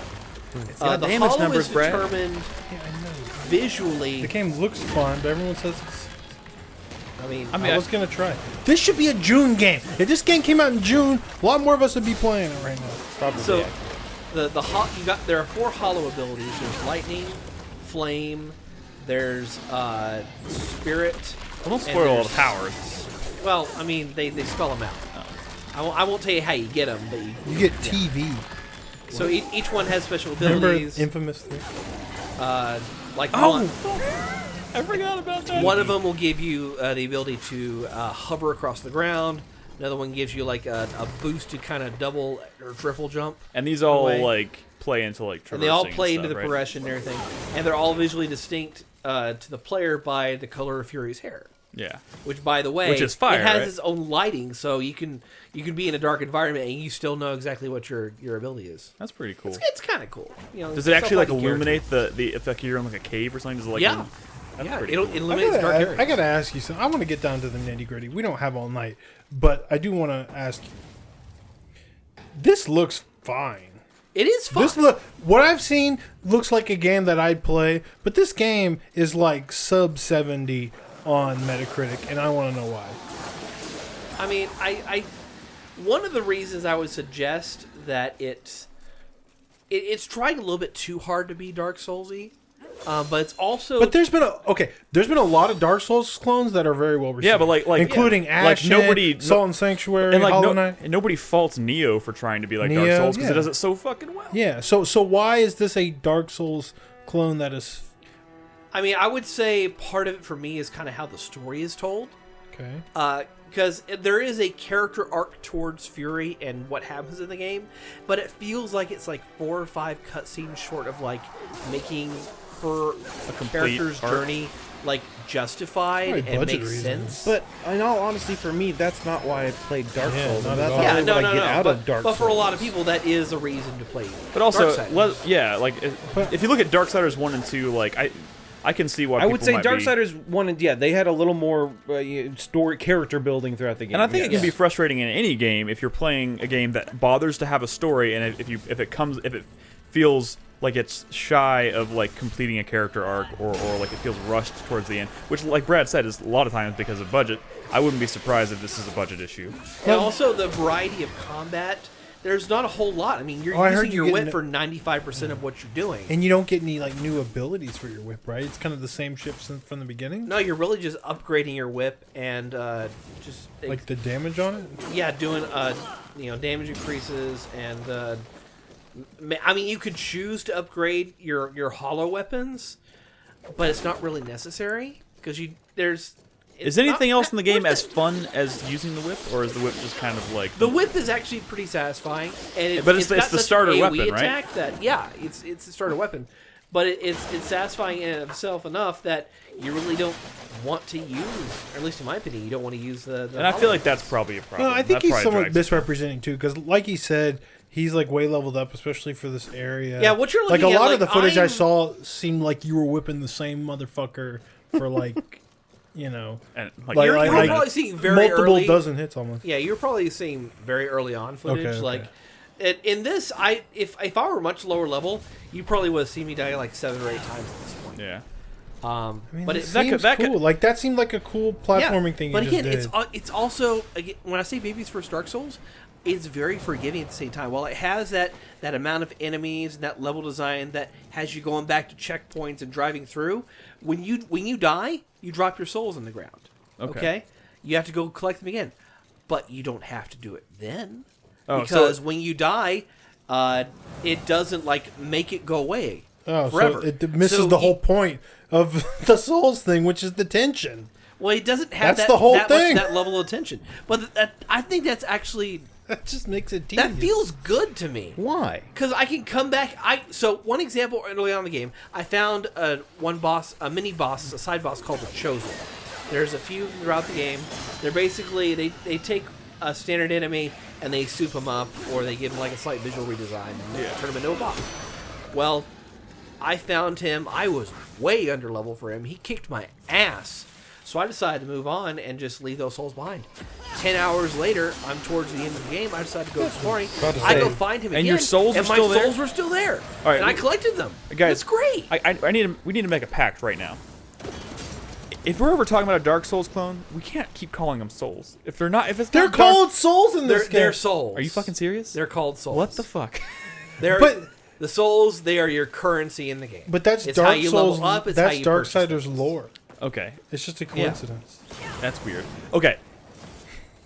That is. I think it's bizarre that you can come back 10 hours later and find your dropped souls. I like the whole that. purpose of the corpse run is the tension. Yeah. If that's Corpse gone, run. that since the beginning of time, that's what it's been. Yeah, no, I've never so, known like- what it was actually called. That's so refreshing to know know what that. it's For me, like SMG saying in chat, like why drop them at all then? If you can just go and pick them back up, why drop them? Is it to encourage you to come back to this like later? I mean, like, I assume that's a small part. Does it show on your map or something where you dropped souls? No, there is no in-game map. Oh, okay. Well, then it seems totally. I was thinking maybe you would drop the souls and it'd be like a way of reminding you to like, hey, I know you're giving up in this area, but come back to it later. But if you don't even have a map, you're never going to find that shit anyways, unless it's by total accident. I think we don't need to debate whether that's a good thing or a bad thing. I don't even necessarily think that's what contributes to this being like you said a. Do you recommend this sub-70. game to everybody here in the room? Are you a Darksiders fan? I like the first two. I recommend giving it a try. I'm gonna play it. It's not bad. No, not recommend giving it a try. You finish this game. Do you recommend it? Yes, Okay. I like it. All right, It's a forgiving Dark Souls experience. okay. And there how is many room for games that. can you with that. say that about? I mean, Not too many. This is like a bridge for people who want to try out Dark Souls. Let It Die is free. I mean, sure, but you have to own a PS4. Damn it, Brad. Way to bring No, that. it's on PC Way to now. bring that back around. Well, thank you for talking about it, for a second. I've been looking, like, I'll be honest, I totally. December's crazy, right? And this game, I pre-ordered this game a while and this back. is basically a December game, right? It came out like November 31st or some shit. I did a purge of a few pre-orders because I was like, I'm not gonna have time for a lot of this shit. For some reason, this one slipped through, and I forgot I had it still pre-ordered, and it just showed up on my doorstep, and I was like, well, I guess I have this now. I do like Darksiders 1 and 2, I so I'm love gonna give it a Souls try. clones. And you know That's what? a good formula. You know what was a nice little thing about this game? I got it on PC. It came out on 3 DVDs, and it came with a full color manual inside. That never. Three Wait, you got a DVDs. physical copy of this on PC? Yeah, I didn't know this game came out in 1997. so I got it on Absurd. Amazon. It was like $50. It was a disc. Yeah, 3 no, discs. but it had the Steam code. Okay, so that's not a physical But copy. you can I can use the disc to install it if I wanted. So there is a disc. There's 3 3 DVDs.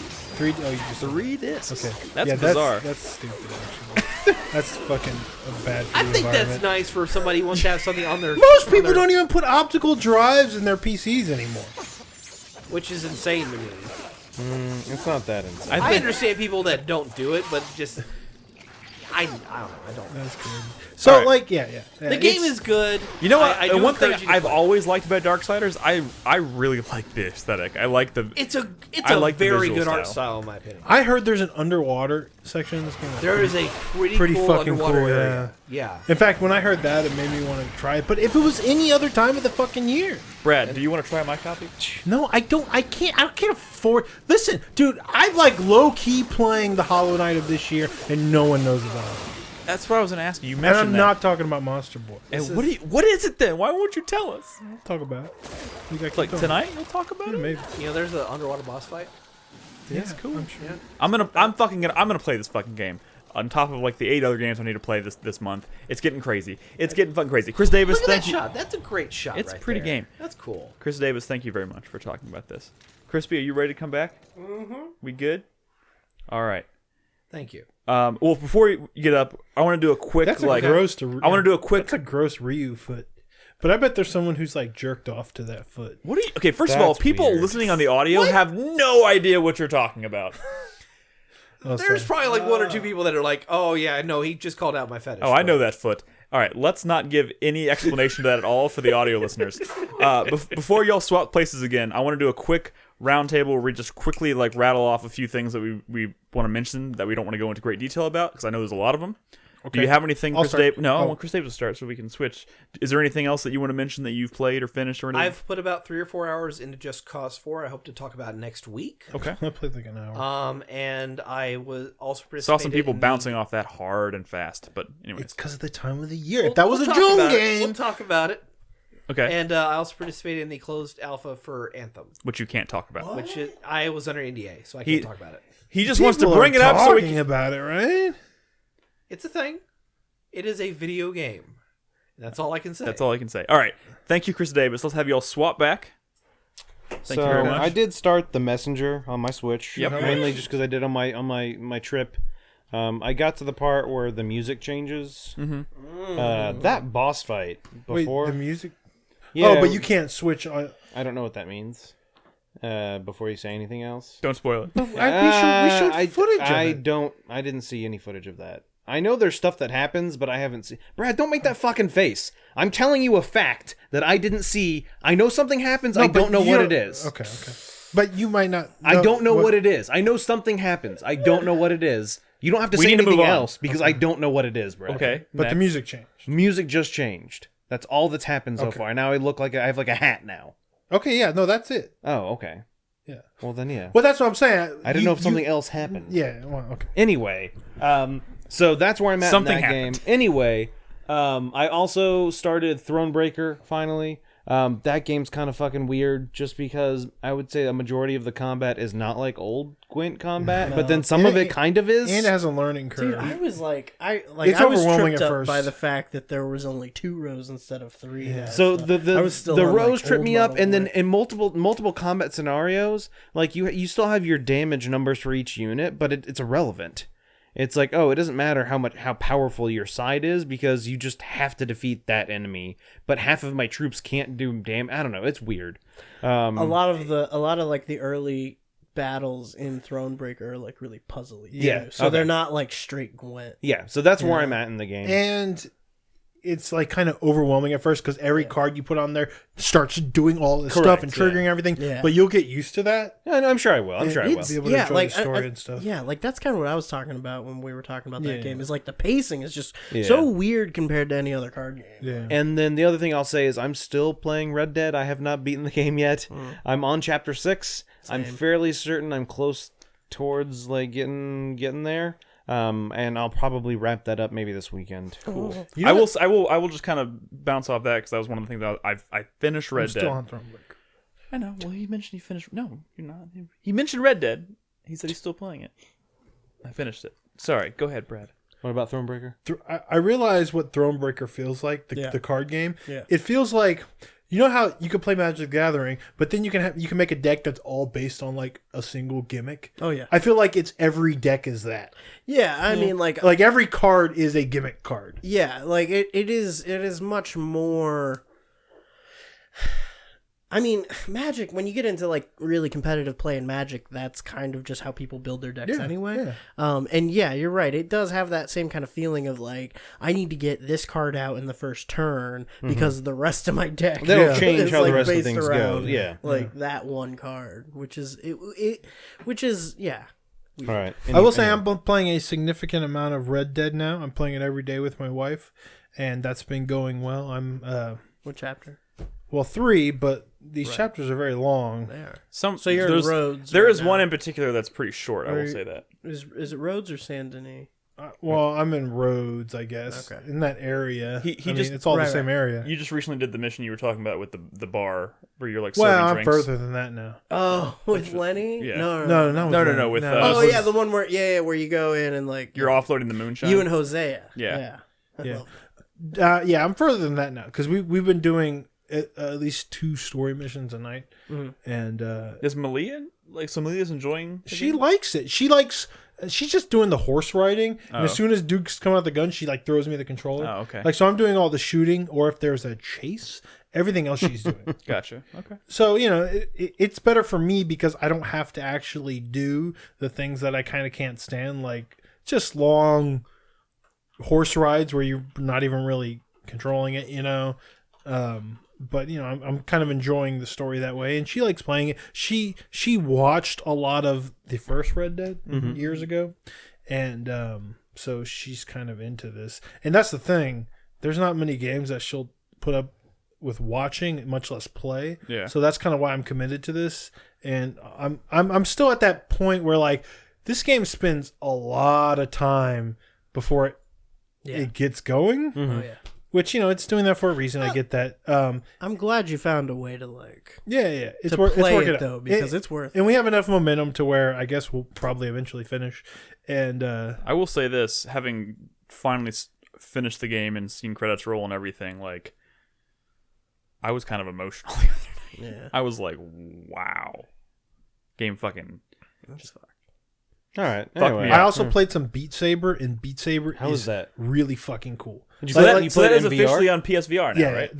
that is one where you could see the footage. Well, I mean, that's every We've fucking VR always thing. talked about it. But You it's can't- you don't know until you it's the play way it. it feels specifically, Like super hot. the way kind it of. feels in your hands that makes it so good. Like the feedback is like really satisfying when you cross the sabers. Like it's like vibrating and stuff, and it just feels really good. The campaign's like weirdly hard. Like it's like every level after a certain point is like some crazy challenge, but and there's only so much music, but it's fucking fun to play. It's very fun to play. And then there's my secret game, but we'll talk about that later. This fucking guy, Nick. Oh my god. Oh, I've been playing more Astrobot. Mm-hmm. Finished World 2 the other night.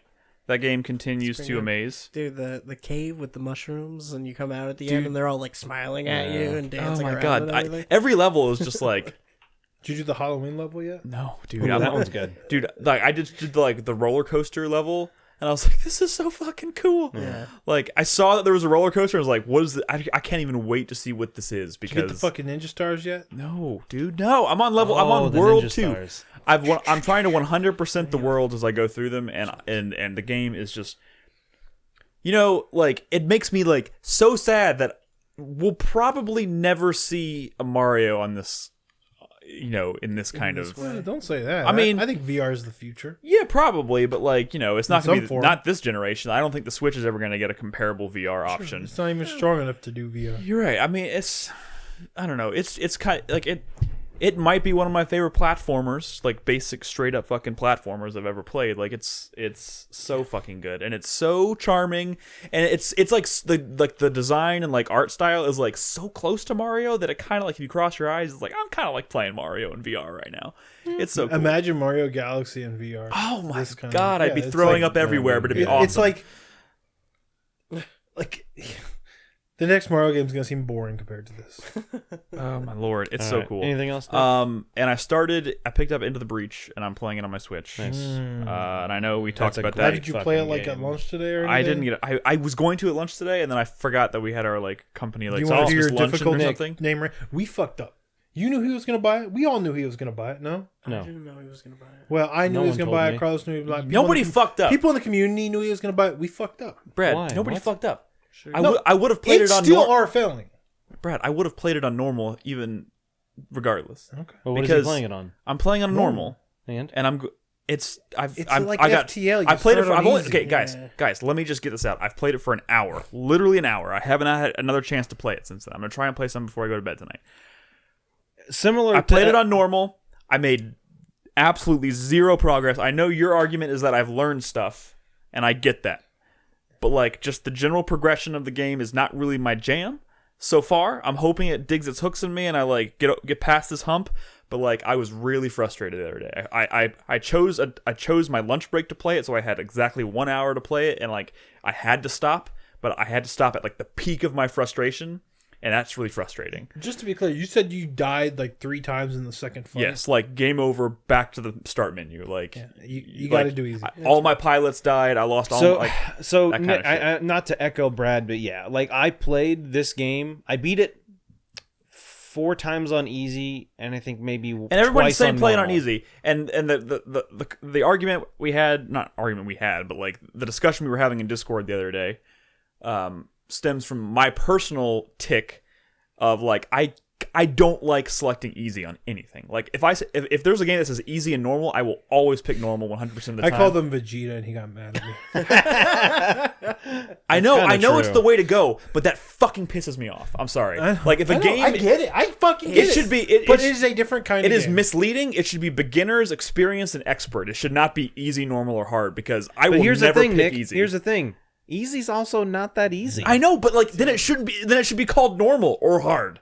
Like, you know what I mean? Like that's what it is Mutant, misleading. That's what Mutant did. Easy is It was normal, hard, and very hard, and it defaulted to hard, which was basically easy, normal, and hard. But they named it like you prefer. Stupid. It's so fucking stupid. And I know people in chat are saying like it's just a word, Nick, but like it is a thing in my head. Like if it. But I don't like it. I don't like choosing easy. It's just it is a thing I can't. I'm having trouble getting past. But to be clear, since it is a run-based but thing, I'm going to start it over on easy. Since you will play it on all difficulties, it's not like, like, oh, I'm going to sit down, I'm going to play Devil May Cry once, and that's going to be on easy. It's not like that. It's like playing chess with harder challenges. And that structure, that format of game is just not something that really resonates with me. But even beginner, like, I could see how you'd be iffy about beginners. Maybe. I just don't like doing it. But, like, here's the thing. I understand the argument. I'm going to do it. I'm going to follow your advice. I'm going to play it on easy. I'm not going to be happy about it, but I'm going to play it on easy, and I'm going to hope and you'll unlock stuff. I'm going to hope that like it's good enough that I get past that. Because I'll be honest, like what I did play, despite the fact that I lost 3 times, was like I really like just the flow of the game and like the way you had to think about the puzzle mechanics of how the fact that you can be in a battle and say like I'm done, I'm lost, there's nothing I can do, but then you see one move that completely fucking changes everything and you demolish the enemies is amazing. great. We benefited by playing at the very beginning of the year, though. You might be a little more rushed. I feel a little rushed right now, but you know what? I'm gonna play. I'm gonna play couple more. recommendations.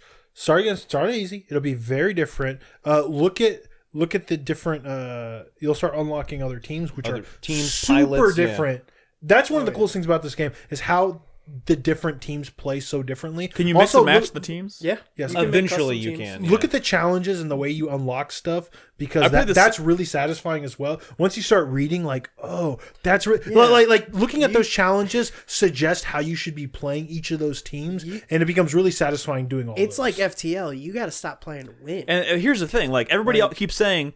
It's like FTL. I've never touched FTL. No, I know, but I don't even mean like mechanically. I just mean like the mentality and like your goal structure as a player. Like you can't play to win every time. Nick, man. let me tell you something. FTL is one of my favorite games of all time. I know. 95% of it has been me playing on easy. I know. Yeah.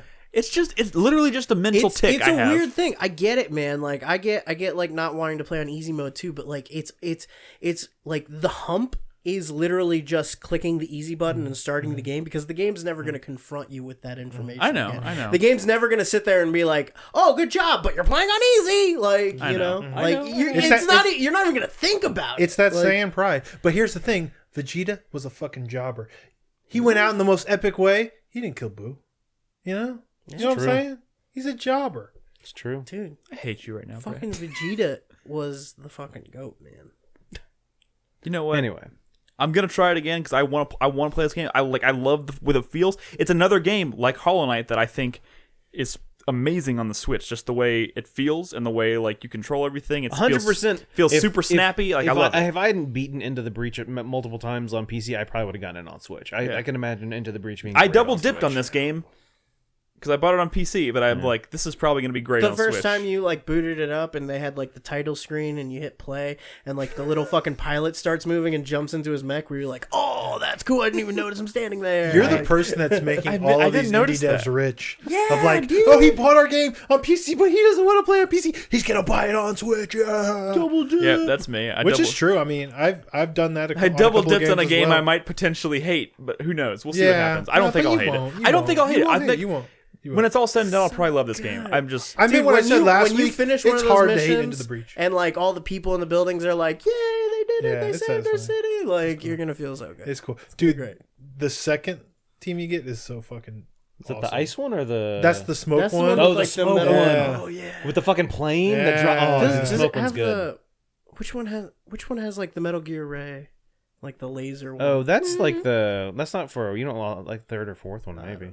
Chris, Also, you any get to small choose, games you've been? Yes, last Saturday on my stream, I played the entirety of Brothers: A Tale of Two Aha! Sons. Comes full circle because that's Yes. exactly what you said you were going to do because you're a man of your word. Yeah. Right, because we were talking after the Game Awards, and Brad was like insistent on telling me how that game ends, just so that he could like make a point in the moment. And I was like, no, don't do it, don't fucking do it. And he was like, you're never gonna play it. And I'm like, I will play it before next podcast. And here we are. Okay. I've played it, and to your original point, Brad, I 1000% agree. Like that. It's great. It's fucking great. That whole game builds up to like that one moment. It and exists it's for that not- moment, I Yeah, feel like. and I mean, I could see it coming. Like I kind of like knew where they were going with this, and even so, like that moment after, God, yeah, I don't know. Like I don't know. Can we? I think the statute of limitations on Brothers is up. We only brought it up because Joseph Ferris was on stage. Right. I've so, never played it. Are you fucking serious, Nolan? Play it before next podcast. Yeah, we can't talk about it. Oh my god, that's fucking hilarious. I can't you play know, every it's- game in the world. This is why I make it's recommendations just- to Crispy it's and not easy you to guys, see 'cause, because like- I tell him to play Brothers and he plays it. I tell Nolan to play Brothers. He's like, "Fuck you." Play when I feel like it. It's been on just my like, to-do yeah. list for fucking years. I know. It is very much like a peak form of like expressing emotion and story through interface, like through controls, Yeah. which is, you know, for something that is so intrinsically tied to this form of media that we enjoy, that we think of as largely being a storytelling medium. You don't see that a lot. Yeah. You don't see, like, you see people try, you see efforts, you see ideas, like when Assassin's Creed was doing the whole thing with like where they had like the different face buttons like corresponded to different hands, like different operations of hands, and like one was the head button and things like that. You get this sense of like, okay, how can we make this controller like tied into what's going on in the screen without it just being like a keyboard. You know? How can we make it part of the experience? How can we make it so that you have to play this game in this specific way because that's part of the experience? And we talked about that a lot, especially in reference to like Team Eco games. Yeah. Because there's a lot of that going on. Kojima does stuff like that. Kojima too. does stuff like that. But yeah, I think this game is like a perfect thesis of like how you can do that and how you can make it like how you can do it really well, and like how you can just like make that controller feel like it weighs 1,000 pounds in your hands. Like it is. Yeah. All right. It's nuts. After the show, someone's gonna have to remind me how Brothers ends because I don't remember. But don't remind me. Oh wow! But don't remind Nolan. Yeah. You know what? The funny thing is, every time I picture surprising. brothers in my head, I remember liking the game a lot. But for whatever reason, all I can picture is the two of the brothers carrying a log together and trying to maneuver the That's log. a cool stuff, little yeah. bit. It was a where cool- There's like a little maze that you're trying. But like, that's the only thing I can picture in my head of the there's game. the is carrying underground the logs. portion too, where they're like both like hanging on chains, and you're having to like open gates for each other. Like, there's a lot of really cool stuff in that game. Deputy Dangle in chat's freaking out because I forgot the ending of Brothers. I think I vaguely remember, but I think I need someone to fill in the blanks because there are some blanks. Nah, there's no time for that. I mean, yeah. I don't think it's a game I need to play again. I mean, I think if you're interested in that concept, I think if you're interested in good storytelling that can only be done in a video game, it's worth playing. I mean, it's 2 hours. Yeah. It's not going to take any time. Exactly. All right. We need to move on. Does that cover all the little things? Yeah. All right. I want to just like fucking rip through these news topics if we can. I know there's some big ones, but let's see what happens. Something always gets forgotten. So let's. Like I could have sworn I put the rumors about Twilight or About what? Skyward Sword that one year, that one episode. He's distracting. Nick, go. All right. Hit us with a news topic, Chris Davis, and we're gonna. Okay. Oh fuck! The first thing we get on here, I'm like, I forgot to watch that footage. I didn't even know. I didn't watch footage. the whole thing, but I watched a bunch of it. Do you want to talk about it now, or do you want to save it for next week? Just move on. It looked fucking dope, didn't it? Does it look good? Brad doesn't think it's a video game still. Brad doesn't. No, think it's a video game, but it's it definitely fucking still cool. seems like a fucking tech demo. For our listeners on this audio podcast, the Oh, there Beyond was a Good lot and of Evil things- 2 so- 25 Oh, yeah, we minute haven't said new that. footage. Like, was yeah, you should released. watch it. It's not just new footage, but you know, it's the developers talking about the game. It was And, fucking dope. They were showing like customizing your spaceship and everything, and then they were like flying it around. I and mean, getting into it's dogfights so and so. shit. Here is it was why cool. it seems like a fucking sham. If I may, real quick, this is like No Man's Sky, but they're showing us as they develop the game. While No Man's Sky was shrouded in mystery, but if they kind of showed us what the game was every step of the way, I don't think people would have reacted the way they did. Yeah. This is like No Man's Sky, but not shrouded in mystery, and it just looks like a fucking tech demo. And they spend a lot of time showing this city that seems really big, but then there's not really anything to do in it. But then they claim it's an entire fucking solar system of stuff like this, and you're like, this is a fucking tech demo. And I don't know why Ubisoft is giving you a ton of money to make this. I don't know.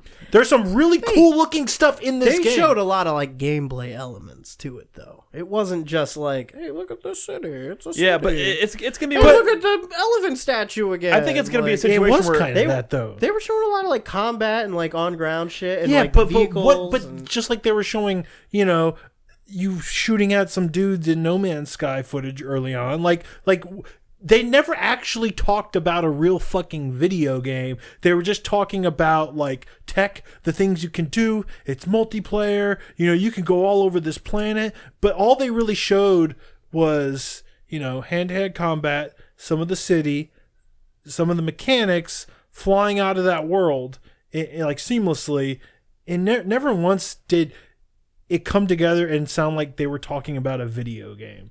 It sounded like No Man's Sky. It sounded like Star Citizen. It sounded like all these others. And it's so weird that they're doing it with Beyond Good and Evil because it's the monkey's paw thing. All people really wanted was another like, hey, this is anthropomorphic, charming platforming. like a very story driven take on a Zelda that was 10 hours long.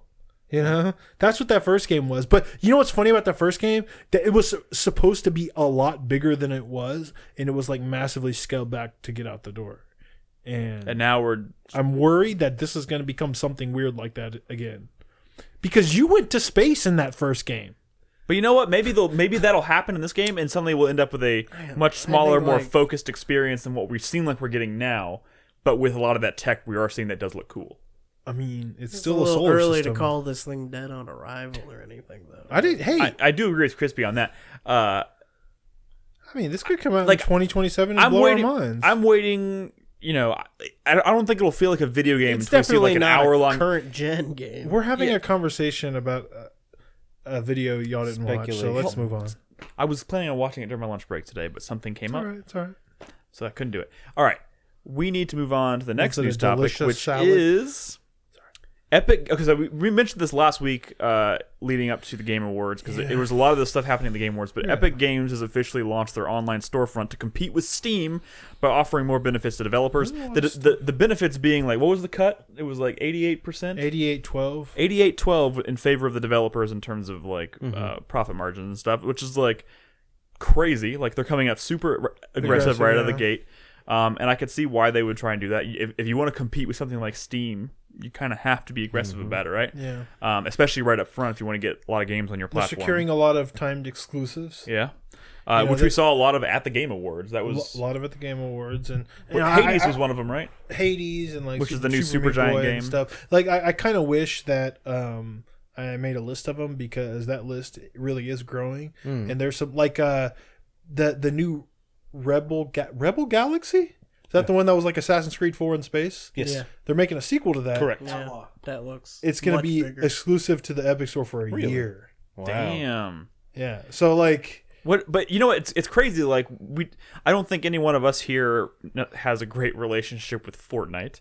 None of us here are like fans of that game. But like, you gotta like think about what that's done for Epic in terms of money, and then look how they're turning that around, and like reinvesting that in it's in what other, Valve did back in the day. which is really cool and exciting. I mean, like Steam is hasn't Okay, but so there's a lot of people who are kind of upset about this because the Epic Store is like super fucking bare bones, and Steam offers a lot of like functionality and services that makes it the kind of ecosystem that people want to play their games in, not just that's the one that they own all their games in, Yeah.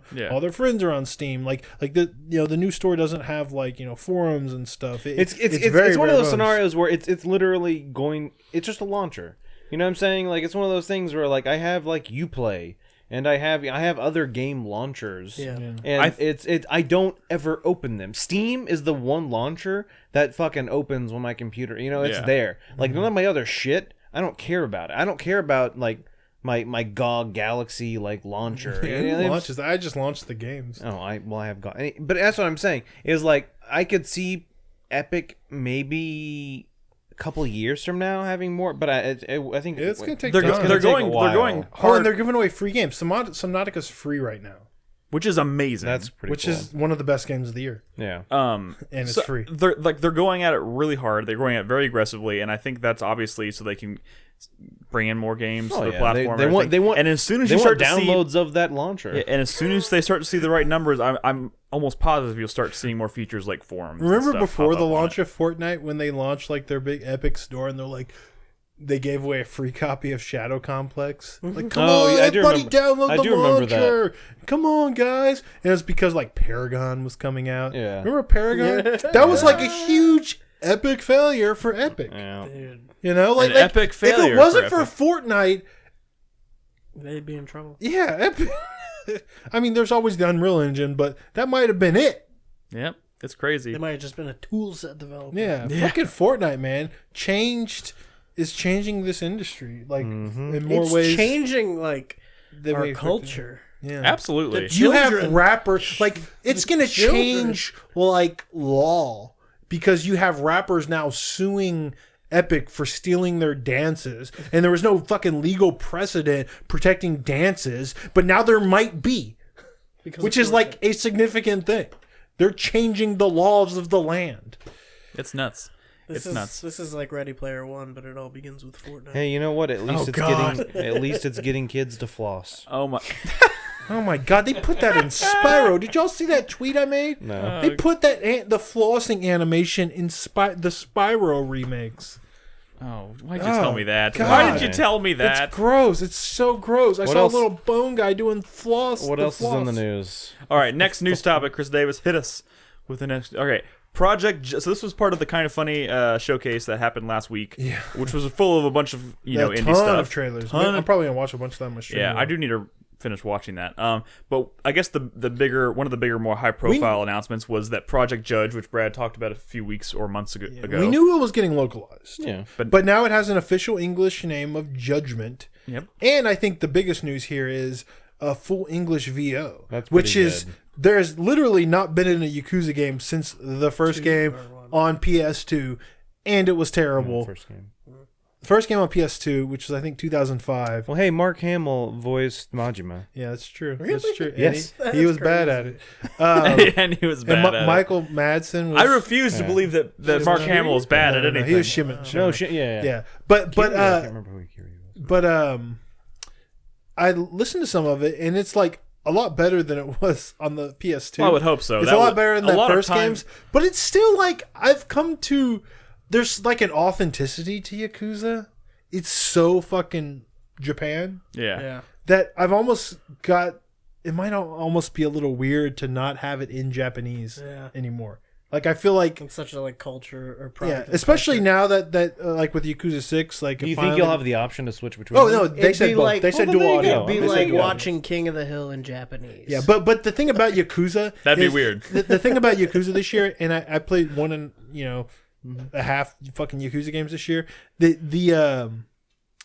It's hard with Henry to do. yeah. We can't really watch foreign films when he's awake, because you're too focused on keeping him from killing himself that you can't follow along with the story. Right. Oh, I thought you were gonna say he starts to learn Japanese.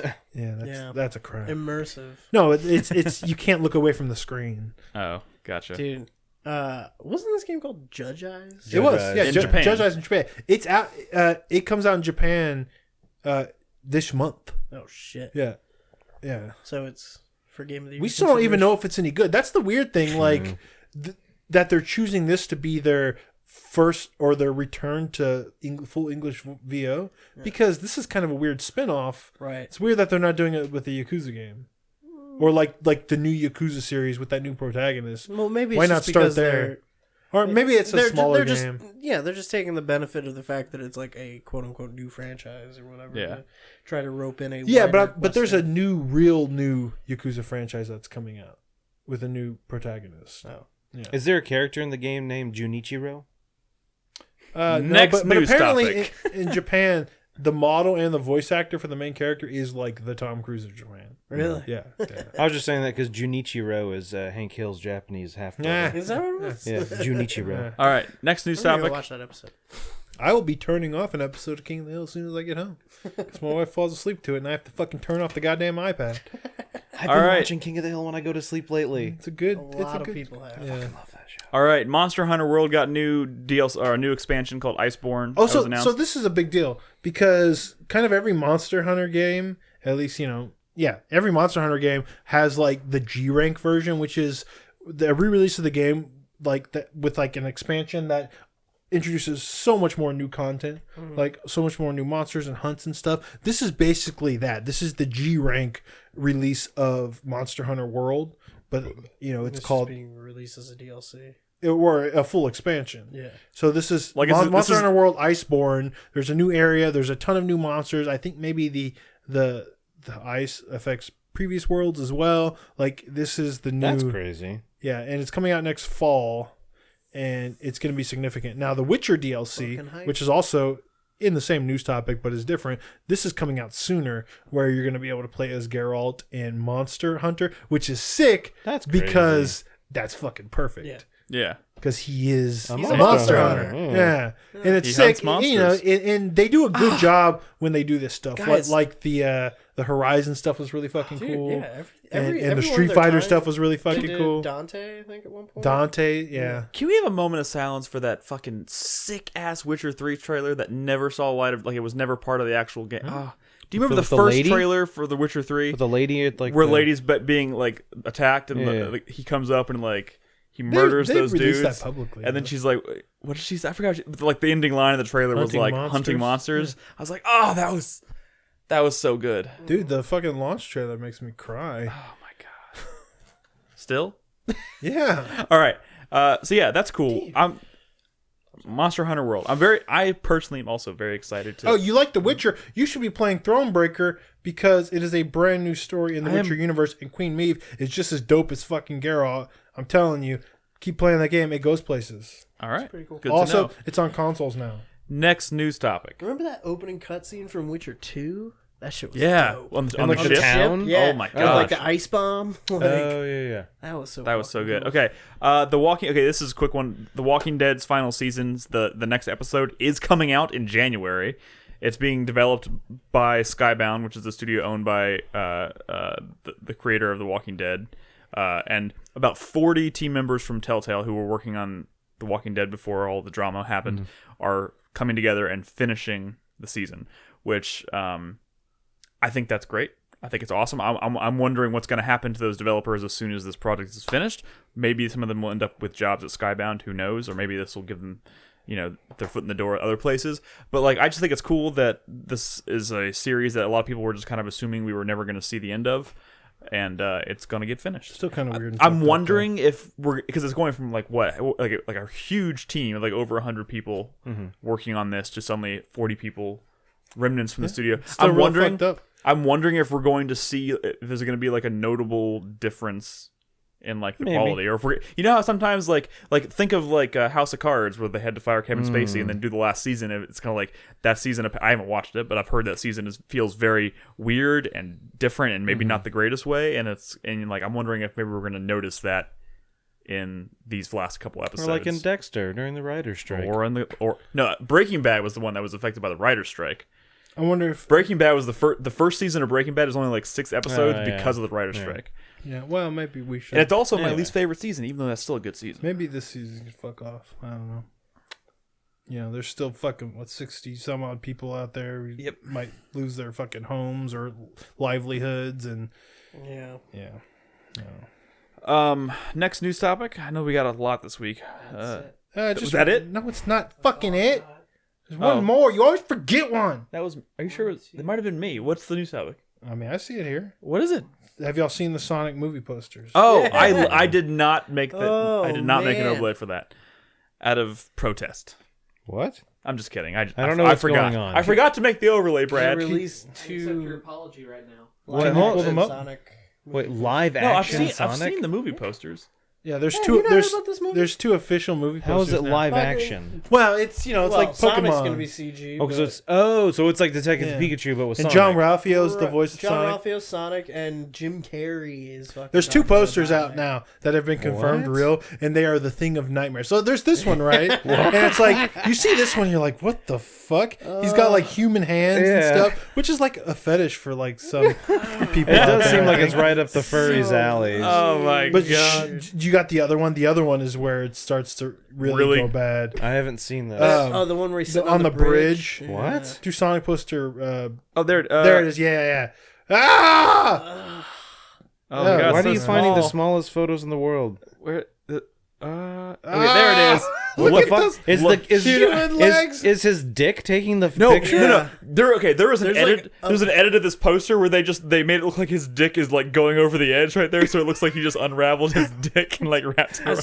saw a whole fucking thread of people trying to recreate the perspective of Yeah. that shot with their legs, and like no one can do it. Oh, Sonic should not have fucking human Legs. legs. Like, oh my god, there's already Wait, do you think- shitty is fucking Knuckles gonna garbage be in Sonic this? fan art. I'm curious as to what Knuckles is going to look like. I don't know if he's. I in don't it. know if he's in it. This cannot be good. No, well, no, of course it's not gonna be good. I But mean, the the thing big is, like, I reveal- think more people want it to be a complete train wreck. They want it to be this thing of nightmares because that's even more fun, right? Like, it's kind of exciting how. I mean, Sonic is so lame. I've already seen like creepy fan art of like all the different versions of like Sonic, like welcoming the new hideous Sonic, and it's like a drawing of hideous Sonic, but they're still like, yeah, welcome to the club, man. We'll still jerk off to your feet. Yeah, and he has like real human feet. God. Like with toes, Dude, and shit. It's like, okay, so the Sonic fan is like super fucking creepy. There's a lot of like creepy shit like that, right? Like Before this even was a thing. yeah, like fucking, ponies on Pornhub fucking each other, man. Like it's fucking creepy, right? But like the crazy thing is like, I get a little like weirded out by like fandom sometimes, right? By like, Undertale and stuff. But like Undertale's a good game, right? Sonic sucks. And it's so weird that all these Sonic fans, the ones they love, are the bad ones. They're not even like old school Sonic fans. Old school Sonic fans that had Genesis that loved Sonic. They never would have let this happen. No, they grew up and they became like doctors and stuff. It's the young people who like defend Sonic 06 and go, no man, it was that the soundtrack was good, and also I love Sonic's feet. It's strange, man. became doctor. Sonic was never good in 3D. It was never good. It was always bad. But people will die. Like they act like they're like Sonic fandom is like, is a minority that should be protected. Like you can't make fun of Sonic fans now, and it's like that's absurd because we can absolutely make fun of the games and the fans because it's all scary and bad. I don't know what you're talking about, Brad. You just made fun of them for a solid 5 minutes. On the Genesis, yeah, it was still okay. But it was okay. Sonic Mania was pretty good. I don't even like Sonic. Sonic Mania is pretty good, but I'm telling you, the ones jerking off to Sonic's feet probably don't even care about that one. They probably played and were like, "Oh, it's pretty good." They love like Sonic Adventure 2 and Shadow the Hedgehog. Yeah. All right, we need to move on. And Shadow the Hedgehog. There are defenders of the one where he turns into a werewolf. A werehog. Like werehog, sorry. Like where like there's like serious Sonic like defenders of that Unleashed game. or- Unleashed, yeah. All right, we need to move on, guys. That's it for news. Let's get to our community. We have some questions to answer tonight. We were a little late getting the thread up this week. Do apologize for that. I think as a result, we don't have a lot of questions. Nolan, are you ready for that? Mm-hmm. I will also say this. This is my bad. I have not ready to announce the supporter of the month yet. That was totally my fault. But I'm going to next week, and we'll spend a little bit extra time going through their answers next week, since there's only gonna be like 2 shows for this month with them. So, Nolan, take it away. Cool. So no new patrons this week. That's all right. If you want to support us on Patreon, we are trying to save up some money so we can get some headphones. Like I mentioned at the beginning of the show, we want to be able to kind of keep our audio in check as we're recording it. So if you want to help us out, every dollar helps. Just saying. But yeah, so let's get to some questions from our patrons, though. First one this week from Haas3000. According to the results of the recent UN climate change report, Oh, damn, this got... cows being purely raised for beef consumption consumes the majority of farmland in the world and produces the majority of greenhouse gas emissions. Therefore, it has been recommended that people should consider minimizing their beef consumption to 0 to 1 times a week to avoid world catastrophe in the near future. Based on that, I'm curious if any of you would ever consider completely beefless or even meatless diet. Continuing to eat pork, poultry, vegetables, etc. as normal is fine, by the way. Beefless, no. All right, sorry. Beefless, sure. Meatless, never. Pretty sure I'll always eat meat. Yeah. Don't you do it. Just fight the urge, Brad. Sorry. Fight the urge. I would say ground beef, yes. Steak, no. That's something that I don't think I mean, it's could... not like you're never ever gonna taste a steak again for the rest of your life. Mm-hmm. But like, how often do you have steak? Like in a month? That's true. Also, once or twice. I mean, Here's like the a thing. real like. I paid top dollar for this steak. The change. Once or twice a month. Really? Because you're married to a fucking doctor? No, because my local HEB sells pretty fucking high quality beef for a decent price, and I have a sous vide cooker, and I just drop it in that with some fucking salt and some pepper and like a crushed clove of garlic and some rosemary, and it's the fucking really best, like one of the best meals I ever have, and it's actually not that pans expensive. here for color? Yes. Okay. Of course. You got to get that Maillard reaction going on, Brad. Okay. All right, I was going to give a No one serious. wants to eat I it. was going to give a serious response to this, but I think this will that will suffice. Next question. All right, moving on. Gonzo Lude, what is your least favorite topping in a burger? Are you like me and just eat it with the meat patty and the bun? No, absolutely not. No. Oh, I do that sometimes. You never like a totally dry burger between bread. When I was a kid, Well, I mean, like with cheese. when I was a kid, I didn't like condiments that much. I didn't like tomatoes, and I think it's also, don't get me wrong, most fast food places that have tomatoes, they're fucking gross. They're always just like really shitty tomatoes. Yeah, and so when I was a kid, it was always hamburger dry. I was gonna say tomatoes as my. I almost never put tomatoes on burgers. I always put the tomatoes on, and after a couple of bites, I'm like, you know what? Fuck these things. They're just making this harder to eat. well, no. So I'll tell you this: I favorite burger topping, fresh jalapenos. Fresh, not pickled. No, fresh. I like pickled. I would say that a good quality burger place that you know has good tomatoes, those are okay. Yeah. Like Hot Dotties or even like a Mighty Fine. When you can clearly tell they just cut these and they aren't like really shitty tomatoes. Man, I think He did ask least favorite topping though, and for me, my only problem with that question is I just don't put it on the burger. Yeah. Like Then that would qualify as your least favorite. or maybe something that's like really common. Dirt. Something that's I mean, common like, that it you're, sounds like you're it- often asking to have removed. mustard. Okay. Yeah, I don't like mustard on a burger. Are there You got burgers it. that use mayonnaise? Yeah, a lot of burgers Then do. I Most. absolutely That's say the would say one that I'm mayonnaise. usually dodging is mayonnaise. Although sometimes it's necessary because the fat content of the mayonnaise acts as a moisture barrier between like the wet stuff and the bun. It's true. You know? My favorite topping is caramelized onions. Yes, that's what I was gonna say. Favorite topping is My wife hates mayo unless it's called aioli, which is just fucking mayo. It's fancy mayo. I like I said, fresh jalapenos and or mushrooms together, both at the same time if possible. For those that didn't know, and that are sitting in this room, basically, if you go to Hop Dotties, any burger you can have them put caramelized onions on it. They'll do it, and it's so. I'm gonna do that next time I go, and it's so fucking good. So good. The Big Parma's not that good. The big what? The Big Parma, the new burger of the month. They have a burger of the month at Hop Dotties. Oh, sorry, yeah, I never get their burger. I didn't know they did that. Every time I go to Hop Dotties, without fail, I just get a bacon cheeseburger because it's fucking delicious. Good night, good They got a really good bison burger. Okay, I'm getting hungry Moving now. on, And moving I on. just ate, so let's go. Next question from Scum Guzzler. Yes. Always gotta read that name. Delightful. Very. I've recently been going back to old games that I enjoyed in my teens and found that they are not quite as fun to me some 13 years later. Are there any games you guys sunk hundreds of hours into only to come back to disappointment? Ooh, hundreds of hours? Wait, A game you played when you were a kid, when you go back and play it now, you're like, oh god, this game was horrible. oh, okay. I mean, I think that's fairly. What just I happened? think a lot of stuff that I was like really into back in the day, I probably wouldn't find as much enjoyment or entertainment in. One of my favorite games when I was like in early high school was Star Trek Voyager Elite Force, which was just kind of a mediocre Star Trek shooter. It was a Quake game. It was built in Quake. I don't feel that way about any of the games I played when I was young because I had impeccable taste. Actually, I'm just kidding. If I played, I recently What about all your Nightmare Creatures comes to mind. Wait, Nightmare Creatures is all right. I played that for 1998 month. I know it's all right, but like, What about your fucking no. Jet Force Gemini?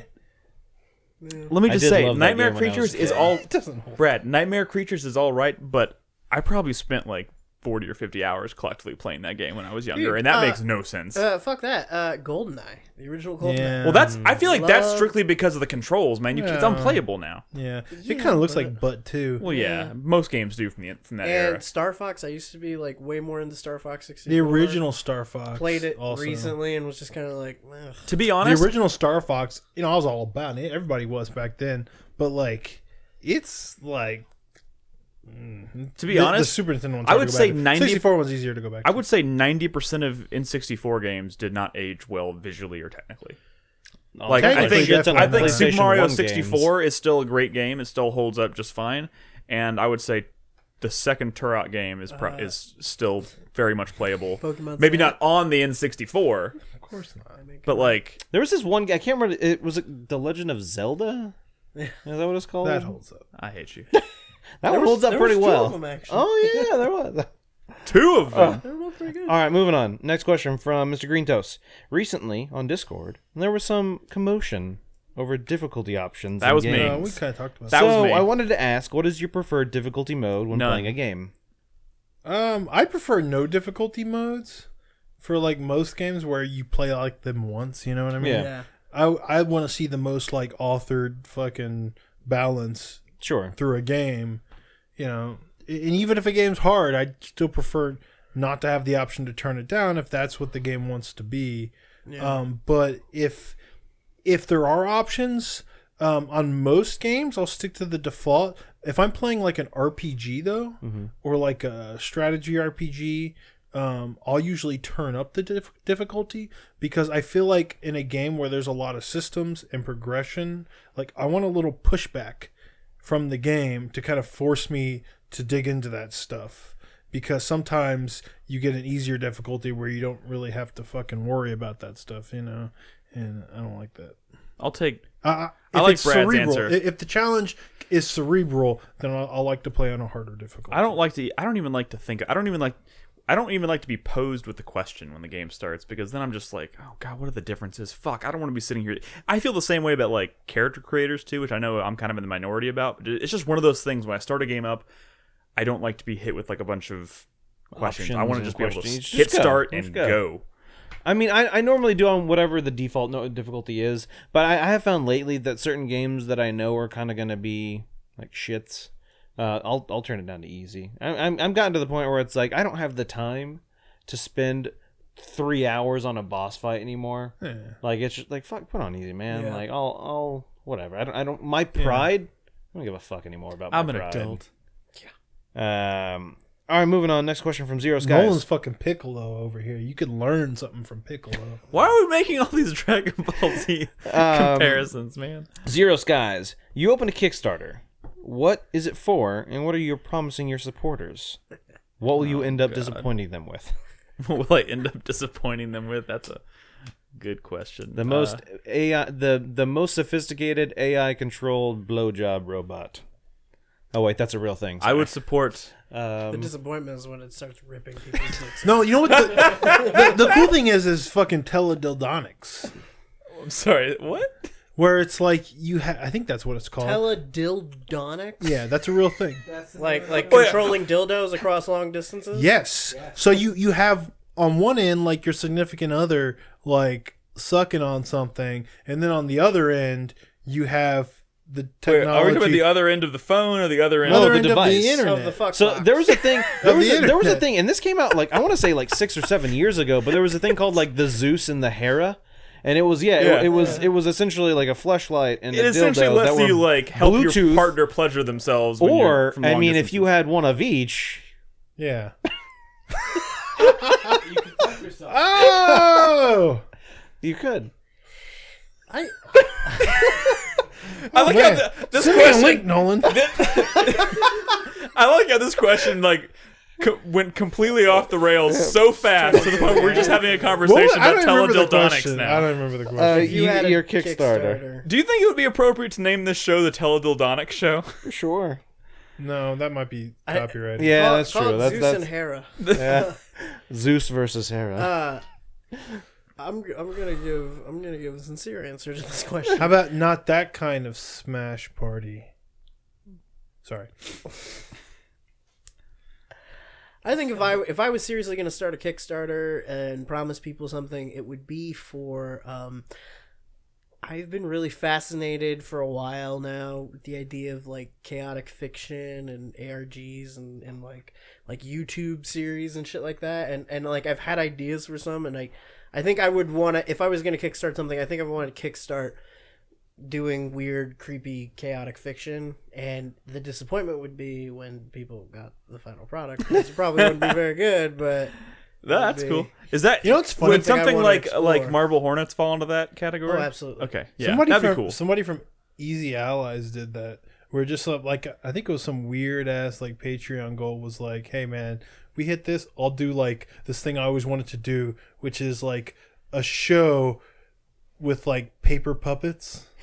And he fucking did it, and it's like out now, and it's like weirdly like good. Like he really wanted to do this. and some thought into it. Yeah, it's called it's this show called Box Peak, where it's like Pokemon. It's set up like Pokemon, but it's like the battles are, you got to catch the other person peeking out of his box while you got to pop out of the box while he's looking out of the box. What? Yeah, you should watch it. It's like Box Peak? It's funny. Yeah, I'm gonna Box look- I'm Peak. gonna look this up. Interesting.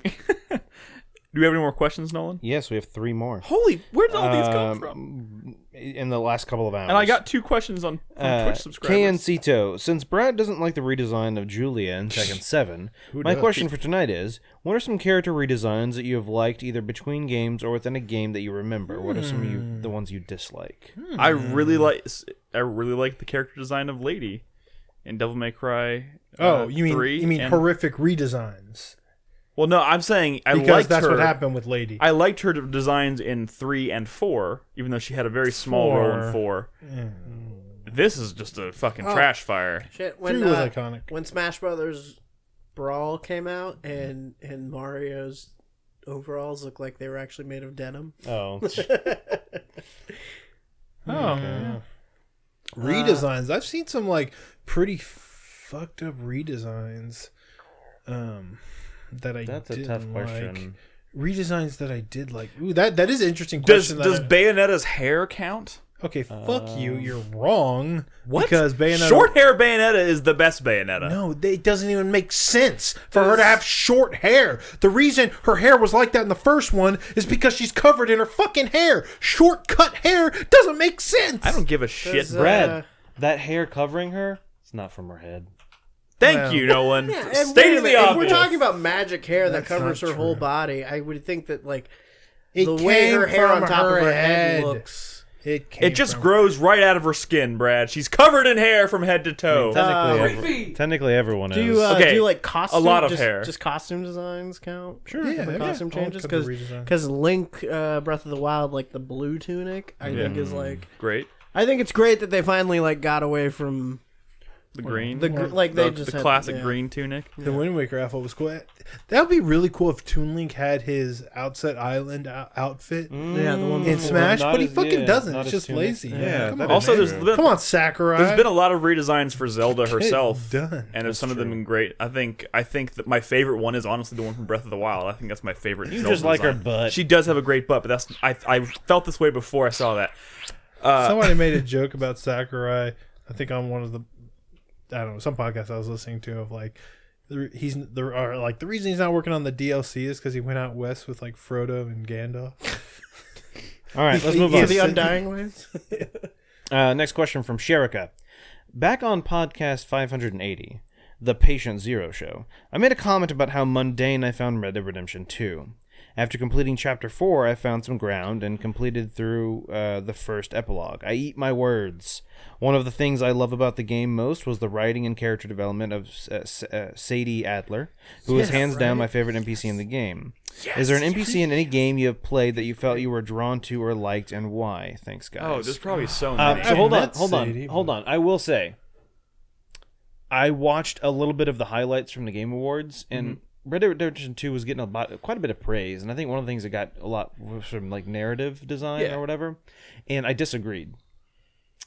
Then I played more of the game, and now where I'm at, I'm like, oh, okay, I see why that's- people are liking. That's what they were talking So- about. It takes its fucking time. So It yeah, does hold take on, its Brad. time. That is one of my biggest complaints. Is yes, it takes its. But guys, fucking I will time. say this: having I'll get there, Brad. no, I know. it's gonna get But good. what, specifically, what I'm trying to say is, while it might seem tedious at first, like when you get to the end of the final epilogue, and the credits roll, you will be like, I am so glad they took their time at the beginning, because it pays off. I think the Beautifully. conversation we were having in Discord the other day was an interesting one, where I think honestly this game would benefit from having a little bit more of an Elder Scrolls structure, where a lot more of that stuff was optional, because it would feel a little less tedious, just giving you that freedom. But I think there is so much that is just absolutely necessary to make the ending of this game pay off that they can't risk you missing it. Although saying, like, on the cut a flip little side bit. of that coin, Rockstar hasn't really messed with their overall open world design, like as far as how missions are presented to you. Yeah, ever. it's not new to this game. It's every fucking Yeah, I Rockstar know. game where you feel like it's this endless string of stuff just to get to the next major story beat. You But know? like, I've played all the Grand Theft Autos up until this point, and like nothing had the emotional core that Red Dead 2 has. Like nothing even comes close. You care about the characters. You know, I played Night in the Woods. It was, It it was similar. it goes beyond the characters though. It is so methodical with the way it like tells its story and like divvies out information and like how it leads you to where it's ultimately going. It's the most elegant like prequel story I think I've ever seen in any medium. Like, it's ridiculous. By the time that game ends, you're just like, how did they do that? And you start to think back to like everything, all the hints they dropped, and like all the thing, like, and you're just like, wow. More emotionally resonant if you remember everything about the first game. I mean, there's Probably. but I don't think it's absolutely necessary. I remember Bill. Bill was in that game, right? Yeah, he's Bill's- the first guy you. Okay. Bill Williams. I remember Bill. I've come for you. And I imagine Dutch was in that first game. Yeah. But I That don't. was like the final. I don't. bad guy. I remember Also, him on a cliff somewhere. Yes, that's the very, very That's the end of the I don't game. remember him looking like he the guy looks in now. Mexico is A little bit is different. in the gang. He looks a Javier little bit Escuela? skinnier. Yeah. Yeah. Javier Javier. Escuela. Javier's the dude from Mexico. Yep. Yeah. Yes. He was kind of like the big bad down in Mexico. Yeah, Well, he Yeah, wasn't you- he wasn't the at the general, prison. but he was. Yeah, you Oh, fight him at the go- prison. Yeah, I'm thinking of the he was general. the whole reason you went to Mexico to begin with was Okay. to All track right. Let's down stop talking Javier. about that. I don't want. Anyways, Thank you for that. Let's move on. I Another mean, question. no one answered the question. What was it? Who are NPCs favorite that you were, NPCs like, or drawn whatever. to? Well, that's hard. Non-playable characters. I like Ygraph So from the- Final Fantasy Tactics. The problem is that's a ridiculous question just yeah, because there it's are a so ridiculous many. question. Morden. Morden's Morden's a good one. Morden's good. Yeah, well, Um, and Garrus. I would. It's like I would say Everyone's like Persona. pretty much all the characters in Mass Effect. Morgan. Persona 4. There was the nurse that like I think her name was like Sayoko or something. She's like a night nurse. And you worked at her hospital. I liked her. Yeah, She you had a pretty think she's good gonna storyline. fuck you. Cassandra and Dragon Age Inquisition. Yeah, there's a lot of characters in Dragon Age. Yeah, I mean, There's probably a lot of the Bioware That's what stuff those is games are like companions. built for. Yeah. Yeah, All right. Anyway, there's some good companions in Witcher Thronebreaker. absolutely. Yeah. all right, moving on. SMG Sterling, who would you like to see as the next guest DLC fighter in Smash? I, for one, would pick Hollow Knight. I might buy the game and DLC, I could even see though I don't have a Switch, if they added in Hollow Knight. Dude, And I holy could fucking shit, see yes. That would be great. That would be Let fucking he awesome. be yet another sword user. Yeah, that's Shovel true, Knight too. would be cool. Yeah, Shovel Knight would be cool. Any He's other an knights? assist. Any other knights? Wonder Red. Wonder Red Yeah, we were would talking be about cool. Wonder Red. As a Wonder possibility Red, for a while. and I don't know anybody from Advance Wars. Anybody? Yeah, anybody? It's not gonna happen, but Bueller? Someone said Doom guy in chat. Maybe Mortal Kombat. Maybe Professor I was Layton? thinking a lot of people think Banjo Kazooie, right? But like the more I think about it, the more I think Microsoft is like receptive to it. Phil Spencer said that he'd be cool with Banjo, but now I think about it, Banjo is not really a thing for Microsoft anymore. I bet Phil Spencer would be trying to push Master Chief, and I think Nintendo would be fine with that. That would be cool. I'd like to see. I'd like Master to see. Chief and Snake fighting. I'd like to see Professor Layton. That'd be cool. That'd be cool. That would be cool. Full show. All right. Was that the last of the Sora. Patreon questions? Yes. All right. 2 quick They questions should from put our rocks because in. if you weren't aware, we have also been taking questions. If you're not if you choose to support us on Twitch, which is perfectly fine as opposed to Patreon, you can ask us questions as well in the supporters channel in Discord, which is discord.gg/4player. I got 2 questions this week. First one from Thorax says, in Resident Evil 4, Leon says to Ashley that you should always try to land on your butt. With that said, if you're forced to jump out of a 2-story building, would you rather land on your legs or your butt? Oh, First of all, stories. when he said that to Ashley, I'm pretty sure it was in like a flirtation. Legs, right? I mean, if you landed on your butt from a 2-story Dude, fall, your that's fucking like tailbone would be fucked. I mean, You're you're really taking asking- all of that impact in your spine. You'd really it's really a question of would you rather break your feet or break your Well, I mean, tailbone? the whole thing is if you land on No, your butt, you or can't do shatter your anything hip. about it. If you land on your feet, you can kind of bend your feet down to help absorb the impact. You can also maybe roll Yeah, a bit. you're not- If you land on your butt, you can't do anything. You're not like breaking your tailbone or breaking your hip, although you're definitely probably doing at least one of those. You're like impacting your vertebrae. Yeah. Like you're fucking up your spine, which I mean, There's only one right answer here. It's land on your feet for sure. Yes. And uranium. I don't know. What's up, Nick? Uranium. What? Uranium Nothing. Bullet says. Question for tonight's show: favorite highlight of all time. Oh my god, he's editing the question on the fly as I'm reading it. What's your favorite 4PP highlight of all time? Also, any possibility of setting up a 4PP Xbox Live? Is it XBL? Xbox Live Club? I recently joined the 4PP PSN community and really love seeing the activity on there. Considering only 2 of us have Xboxes, It's too many. probably not. Playing Devil May Cry. 2 of You're us. not playing it. Play it tomorrow. It's irresponsible. You're one of the few people who could play Devil May Cry for a week ago, and you didn't. The short answer to your question, Uranium Bullet, is it's probably unlikely, though I'm not going to rule it out completely. But right now, like I said, only a couple of us have Xboxes, and I turned my Xbox on for the first time in 6 months on Friday. So, Favorite highlight? oh yeah, that's the first part of the question. Favorite 4PP highlight of all time? I like lip balm. That was the lip balm one was pretty good. I think my favorite one is still the one where we were recording the cocktail time, and Brad was messing around with the Skype player with the clouds, And he I says, still want that program. dude, that where he shows up in the cloud and says, "The Reapers ain't gonna destroy me." I still cry, like laugh until I'm crying. Like, I it's remember when you showed me that, and I was also that's probably mine too. still my favorite of all time. Because like it completely derailed the podcast. Hot on the but- heels of Mass Effect 3 controversy. Yeah. We'd love to go back to Mass Effect 3 right now. Yeah. man. Honestly, I think most of my favorite highlights are all the 4PP animated shit. Yeah, those are really Like good. just all of that anime, like Across the board, we've had several people do them, and I think most of them have turned out pretty especially well. the cocktail time with the GGG. Which was? Oh, yeah, Yeah, Joseph reading all the titles. yeah. That one German was, goo girls. yes. What do you That think, Chris Davis? It had to be the tie between the one time you were talking about mixing socks. Oh, That's a pretty good one.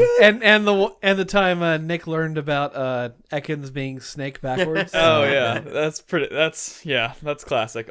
Second only to me finding out that Alucard was Dracula backwards. Yep. Brad, do you remember the sock one that he's talking about? Mm-mm. Where you were talking about Malia's socks or something, and how she Oh, And you're okay. like- Yeah, that's dumb. that She was good. wearing white socks and colored socks. Oh my and God, You the wouldn't way- have it. You couldn't let them mix.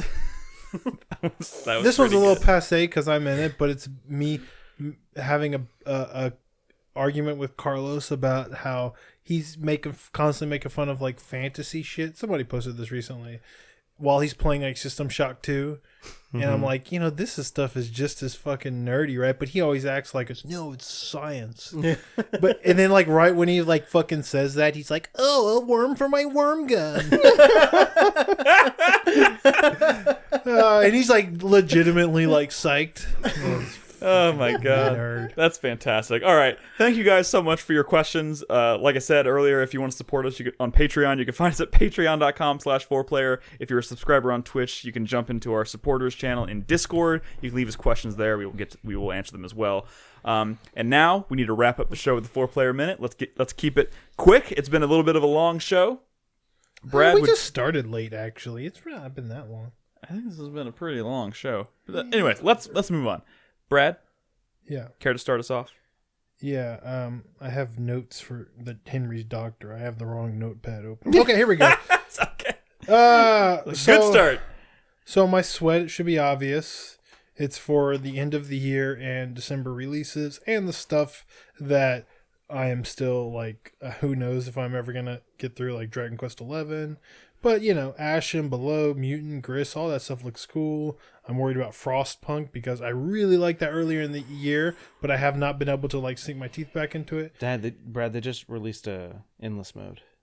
Yeah, I heard. Great, just what we need. And like Don't seriously, play that one, but at least finish the campaign. low key, I think I discovered the Hollow Knight of this year. And if you remember, Hollow Knight back when it first came out was not like this widely talked about game. Are you No gonna one had fucking tell us reviews. what it is? No, I gotta play more of it. That's the thing. I can't say it until I know for sure. Go fuck yourself. But it's on Brad. PC, so tough. Go fuck yourself. Well, me telling you the name is not gonna make y'all go out and play it. You never know. I could at least look at it. No. My fuck fucking you chotch. goes to fucking Smash and Nintendo forever. Fuck you. Andy's just a spirit in the game. People tell me, well, at least he's a spirit. Like, there's not even Advance Wars music, and if you look at the list of the 800 plus songs, they have like a song from Baten Kaitos.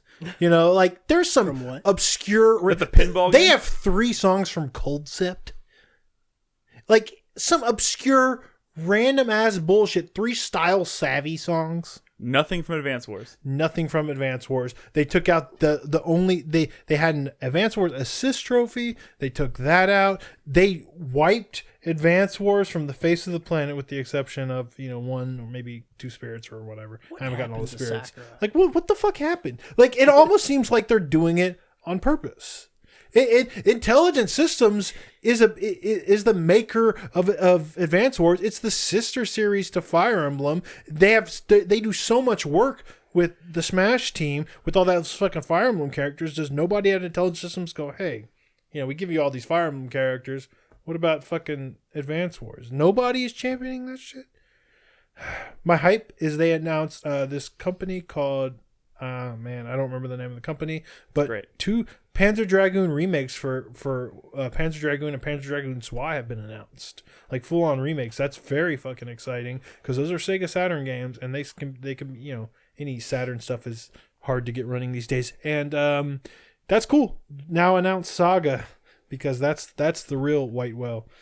And my thank you goes to my wife for playing Red Dead with me, because if it wasn't for her putting up with that and playing with me, I probably wouldn't get through that game because of my issues. But yeah, it's cool.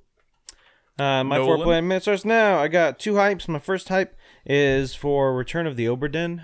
Bernadette and I are going to play that. Ooh, yeah. So I'm pretty excited. You're going to like it. No, I know I am. I'm just finally getting around to it. I installed it the other day, so going to get to it now. My second hype is for Spider-Man Into the Spider-Verse. Yeah. Like, holy shit, the reviews are fucking great. I got tickets. I'm going to see it this weekend. What is that? Is that gonna do well? I hope so. I mean, it's Spider-Man. Spider-Man's like, hot crazy. right now. Yeah, So I know, mean- but it's like they do so many Animated, like animated like Marvel and DC stuff. But Do they don't people- always go to theaters. I This know, is in I know, theaters. I know. But I'm saying This was getting a lot of hype, I know. and a lot of attention. But are like families and kids reacting to this like this is a fucking Pixar movie I think so. and stuff? Like, I mean, this is gonna do fucking Brad. 100 million. Nick Cage is in this movie. Yeah, I know. Also, Venom sold well, so Yeah. No, I know, but that looks like something very different than this. That's all I'm saying. Moving on. There's no real precedent for something like this. My sweat Except Batman is obviously for my games list. Mask? That all the shit. I literally have I have 3 lists. One is all the games I've completed this year or played. One is all the games I have to play this year, and another is all the games that I probably won't get around to playing, but I would really like to if I had an extra 87 days in this year. And it's just that list is frustrating because it seems like every other day I remember a game that I'm like, fuck, I forgot to play this game. on the flip side of that, it's also kind of exciting to I have know. like so many things to look forward to. And then my fuck you this week goes to Brad because apparently he found some cool game and he won't fucking tell us about it. So fuck you, Brad. Listen, I haven't Gatekeeper. played enough of it. So, Fuck you, Brad. why All can't right, you tell go- us the name go of the for it, game? Crispy. Oh, how did Mask of the Phantasm do? Really well, actually. Did it? I think so. Yeah. Mask of the Phantasm is like a classic. It's on Blu-ray now. Dude, Mask of the Phantasm. That was dope. My thank you this week goes to all of you guys You're welcome. for a Nintendo Switch. That I mean, Make sure you hook that up tonight and let me know. Make sure everything's cool. yeah, I will. Yeah, completely floored, caught off guard, blown away by this whole thing. You guys are wonderful. I was so worried you were going I to show love up with a you. Switch tonight. Thank you. My hype is to play Switch games now. Yeah. I've got like a whole year of Switch games to catch up on. But I'm probably just gonna play Smash. Mask of the Phantasm did not do good. I mean, it's like remembered well in the fan That community. wasn't my question. I was talking about a financial success. Okay, I don't. Also, I'm that sorry, I don't know the box office numbers. off Brad, the that top of also my came out before like the superhero blow up. Yeah, that, sensation. that was a Batman was very fucking- different world. No, but Brad, let it go. Let him finish his 4-player minute. But that was 93. That was people were hot on those Tim Burton movies. Not like People were Not- hot in those Tim Burton movies, and that's not those Tim Burton movies. No. And like that's like no, the what I'm only saying thing is they Batman allow. was a huge blockbuster at the time. Right. Plus, it's just wanna say 1993, that and you're talking about an animated movie. Like, Lifetime that, like, domestic of animated $5.7 films million. just didn't do anything, like unless they were Disney. I mean, and that's like not even getting into like the Disney Renaissance. That's before like there was prestige in animation again. I just want to say $5.7 million. I don't know. Sounds Anyway, really bad.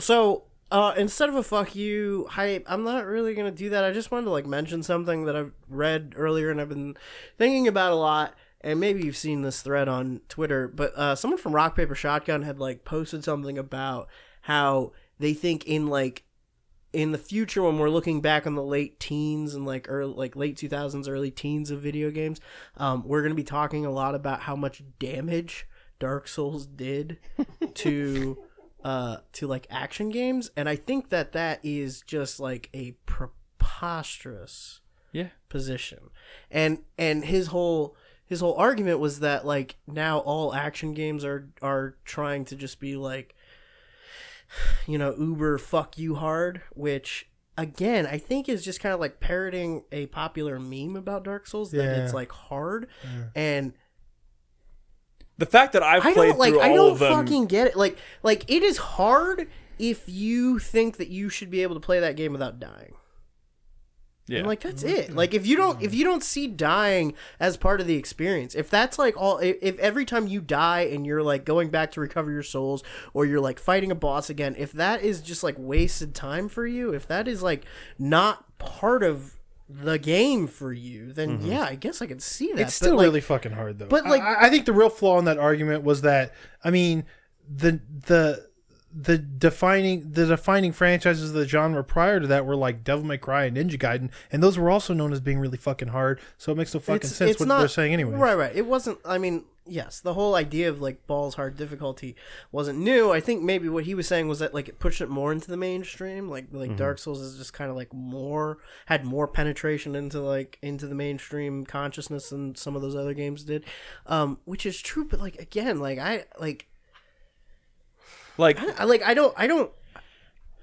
It's action. It's supposed to be hard. Even ever since the NES And era, also, Castlevania, Ninja Gaiden, it's supposed to be hard. If his argument had been, I don't like the culture that has come up around those games, then this would be a completely different discussion. I think because like the replies to that thread were fucking like a toxic waste dump. It was fucking terrible, and like people like could not let it go, and it was very much just like a fuck you, get good kind of sentiment from like hundreds of people. I get that, and I think that is like a completely separate problem that is something that like is kind of prevalent in a lot of video games. I think something like Fortnite's footprint is going to be much bigger than Dark Souls in terms of like negativity. But like the fact that you can look at something like Dark Souls and like just look at its impact, which no discussion, like no argument, has been profound. Yes. It has left a massive footprint in the entire industry. But to look at that and just say that it was mostly damaging, or that like it left things worse off than where they were before, like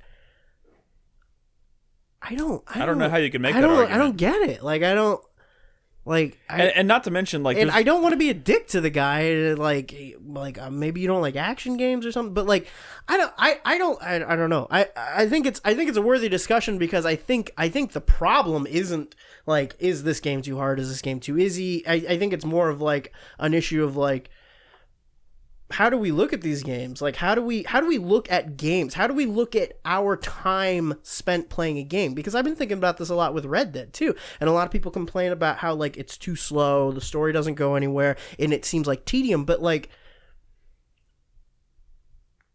you know, you wouldn't. I don't know. Like I feel like that time. I feel like that pace. I feel like that extended breath is kind of just part of it. You know, like I think that is something that I don't like the game in spite of that. I don't like the game not considering that. I like the game because it is that. I think if they remove that, I think if they chop things up, if they tried to make it go quicker, I think it would lose its impact. Lose something of its character, of its soul. And I think the same thing can be said about Dark Souls.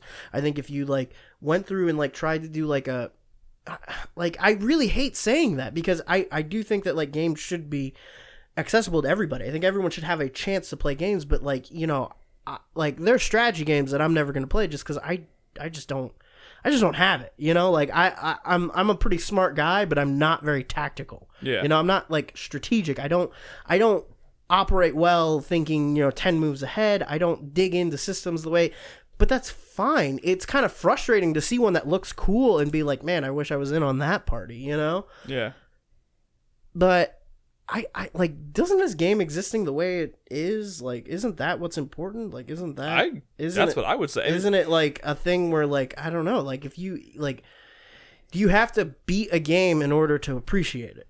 I don't think so. And also, like, it depends on the game, I might say. Painting with such a wide, you know, brushstroke for like difficulty, I think is kind of ridiculous too. Because and I think he was being flippant. I am not a person who likes difficulty. In fact, I get frustrated pretty quickly, and if something is too challenging, I tend to move on, push and something else. But I've played and finished all the Dark Souls games, Bloodborne, Neo, and it's like those are all hard as fuck games.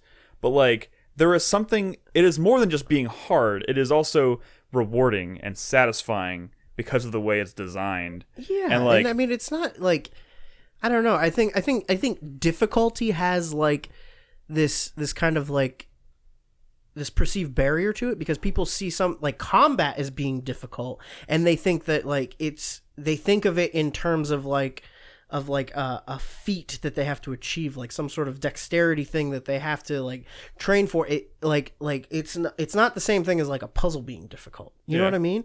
But like I've always unwrapped Dark Souls games like they're puzzles, you know, and that's just kind of how I feel. And I think the better arguments to make would be like cultures that have grown up around that game and what that game has kind of done to like our vernacular for talking about games, you know, like how we talk about and how we write about games has kind of been like weirdly caught up in like under Dark Souls shadow for some reason, and now it kind of like dictates how we think about other games. But like to say that the problem with Dark Souls is that it's too hard is like I feel like just kind of, you know, for lack of, you know, at the risk of sounding like an asshole, like missing the point. You know? I don't know. I agree. I think it just became a meme, and that's where everything went awry. But again, Yeah, I'll sure. I'll say it, and I think you look in 10 years, you look back at it, like you could say the exact same thing, maybe not about difficulty specifically, but the impact it's had on the industry. You can say the same thing about Fortnite or about PUBG or whatever, whichever one you want to pick in that from that camp. Like, just look at the effects that's had in the community, the way we talk about games, what games have become popular, what games sell more, and the way communities talk about games and how the people treat each other. Like it's all being kind of a toxic way. So that's your fuck you. Yeah, that was like my fuck you / sweat. It's just more of like a rumination on the state of games intellectualism. I don't know. Good talk, Russ. All right, I have a 4-player sweat, minute. shame, fuck, think, rumination. Just just something to ponder and think about. I'm not saying that anybody's wrong or right necessarily. I'm just saying I disagree with this guy. You you're read the putting- article? And you're putting that out into the world. No, I was reading a thread. This guy like posted a big long thread. Oh, okay. Yeah. Okay, my 4-player minute starts now. I have a lot of hypes. I'm very overwhelmed, but I'm also very excited. Like I said, I finished Red Dead 2, so I feel like I have all these games that I now need to find time to play. And even though it's overwhelming, it's exciting. I picked up Ashen on the Xbox One, and I'll be playing that over the week, a little bit over the weekend, and probably into my stream next week. Souls. It It's is the like Dark Souls Souls of indie games. but like, and it's weird. I've never flipped so fast on like being excited about a project because like I saw this game at E3. I saw a demo of it. We saw it. At Went to E3. that, and like it did for whatever reason. The demo they showed didn't really do it for me. It's funny but, like, because hearing people talk about it, I've read some impressions on it, and I've watched the launch trailer for it, and I was like, wow, this looks like totally up my alley. Like I want to play this really bad. So I'm very much looking forward to playing that. I mean, Austin Walker was very. That's the article. Very specifically referred to how the demos kind of sucked. Yeah, they did. Like it did not But do the it game for was me. kind of amazing. But yeah, and I read Austin Walker's thoughts on the games, and you know, I'm just overall that game suddenly became one of my most anticipated games that I'm going to play this month. Well, maybe in 2019. My second hype is for Monster Hunter World. I have a date to play this game with Chai. He's going to kind of walk me through it. I know Crispy's going to try and join us. Monster Hunter Date. He's going to just kind of walk me through and teach me some of the basics so I can get going on that. Chai's equipped for this task. I think mean, so. he knows how to do it right. I think I trust you're, Chai. like, Yeah. I'm feeling you out, Nick, and I think you're like a dual blades guy. There's a wrong way to do it. I am open to Why any do and all people Keep like a suggestions. saying sword that. shield? Why dual blades? Him? Yeah. Specifically? Yeah. I just think that honestly, I think he's not gonna have patience for like the bigger weapons. Okay. Probably not. I think you're coming from like a much more like, you know, Bayonetta, Devil May Cry like action game background, Probably. and that the dual swords are gonna feel more at home for you. Because like I love the giant swords, they're great, but like it is so much more about positioning. Yeah. Because like if you miss with a hit, you have to like I put would- it on your back, run around. I would and then, never like, pull it recommend a off. great sword Yeah. to him, but I fucking like, love the great. I'm getting excited. I installed it I'm a last Lance night. guy. I installed it Lance last is night. Chai gave me some videos he recommends me watching before we play. Okay. And the thought of running around with Chai and Watch those and videos. Crispy sounds Which pretty exciting. I'm gonna talk to Chai. That's fine. My third hype is I actually Limited Run Games did a release of Jak and Daxter on the PS4, and you could buy all 4 of the games I only bought the one I care about that I still like, and that's the first one. I love Jak and Daxter, and it's coming in February, I think, so I'm looking forward to digging back into the original Jak and Daxter, because that game is charming as hell, and it's the first one, going back to the difficulty conversation, Jak 2 and later, stupid hard. Like, stupid hard. Sure. Jak 1 is such a pleasant, just charming, fun platformer. Kids game. Sure. It's very much in the same vein as like Spyro the Dragon, maybe a little bit more complex than that, maybe a little bit. But I have very fond memories of Jak and Daxter, so I'm very much looking forward to playing that one again. Why? I mean, why are you? I Limited Run Games was okay, selling no, them, and I picked up okay. the first one. Okay. And actually, I have 3 hypes and a fuck you. My fuck you goes to the fucking Game Award fake outs, man. What's up with that shit? There was like 4 announcements that were all but confirmed by like multiple sources that just had no presence there. I mean, because stuff may have. So there was a on the recent episode of Split Screen podcast that Jason Schreier's on. He had Jeff Keighley on to talk about him, kind of like post Game Awards, asked him a bunch of questions and stuff. And one of the questions was kind of about that process. And Jeff Keighley was saying there's things that, like, you know, he'll make deals like a year in advance. And like, hey, man, people get real excited. You know, they're working on trailers and stuff. And then just stuff kind of falls through. They're just saying, like, you know what, we're not ready. And he was saying, you know, like a couple things did that. Like, you know, 2 months out. But like, they contacted me and said, like, man, I just don't think we're going to be able to make it happen. I think maybe Metroid Prime 4 was one of those. Dude, I'm not even talking about Metroid. I had no expectations for Metroid Prime 4 of this at all. I'm talking about fucking Alien Blackout, fucking Randy Pitchford teasing the shit out of Borderlands 3 like 2 days before the Game Awards. Like all of these, there was like 2 or 3 others that I'm forgetting about that were just like if you look up Alien Blackout, there's like dozens of articles from like major sources that say this is all but confirmed, and this is like a week before the awards. And not to mention the Game Awards itself, they did that teaser like image that was like worlds will change, and it was written in like the Alien like old school tech, you know, screen font and shit. It looked like right out of Alien. Like, what the fuck? It's just so fucking weird. Fuck all that shit, Mark Band says there's going to be one more major fighting game announcement before the end of the year. I wish I cared about that. He used the word major. I want Alien. I want, oh my god. Tekken Cross Street Fighter. Anyways, that's my 4-player minute. And I think that's going to be a wrap for our show tonight, guys. Thank you so much for sticking with us and listening. It's been fun. There's a lot of stuff to play and talk about. We're going to be talking about all kinds of shit for the rest of the month. Like, as you probably know, we were in the midst of end of the year stuff, so we're trying to catch up, play the games we want to make sure we squeeze in. I'm not sure what we'll be talking about next week, but it's bound to be Neither do we. New stuff. I'll talk about Ashen, maybe get some Dusk in there. I don't know. There'll be some cool Dusk, stuff. dog.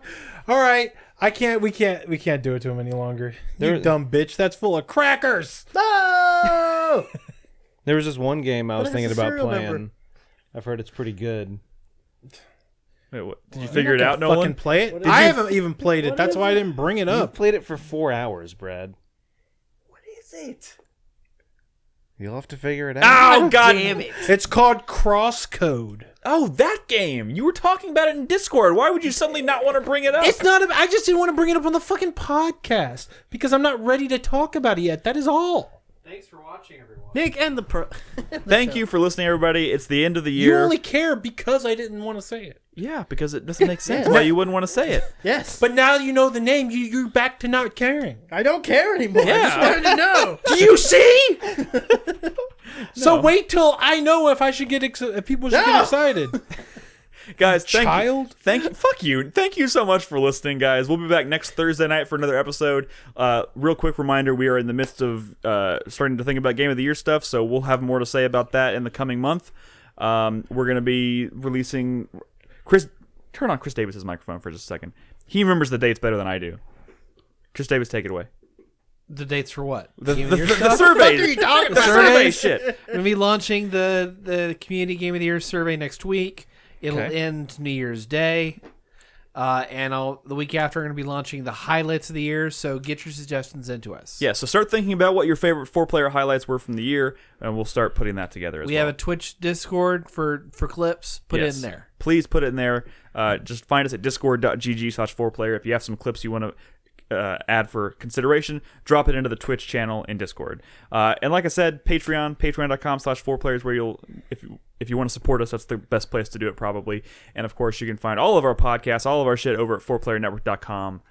And yeah, that's it for the night, guys. We will see you later. Good night. Bye.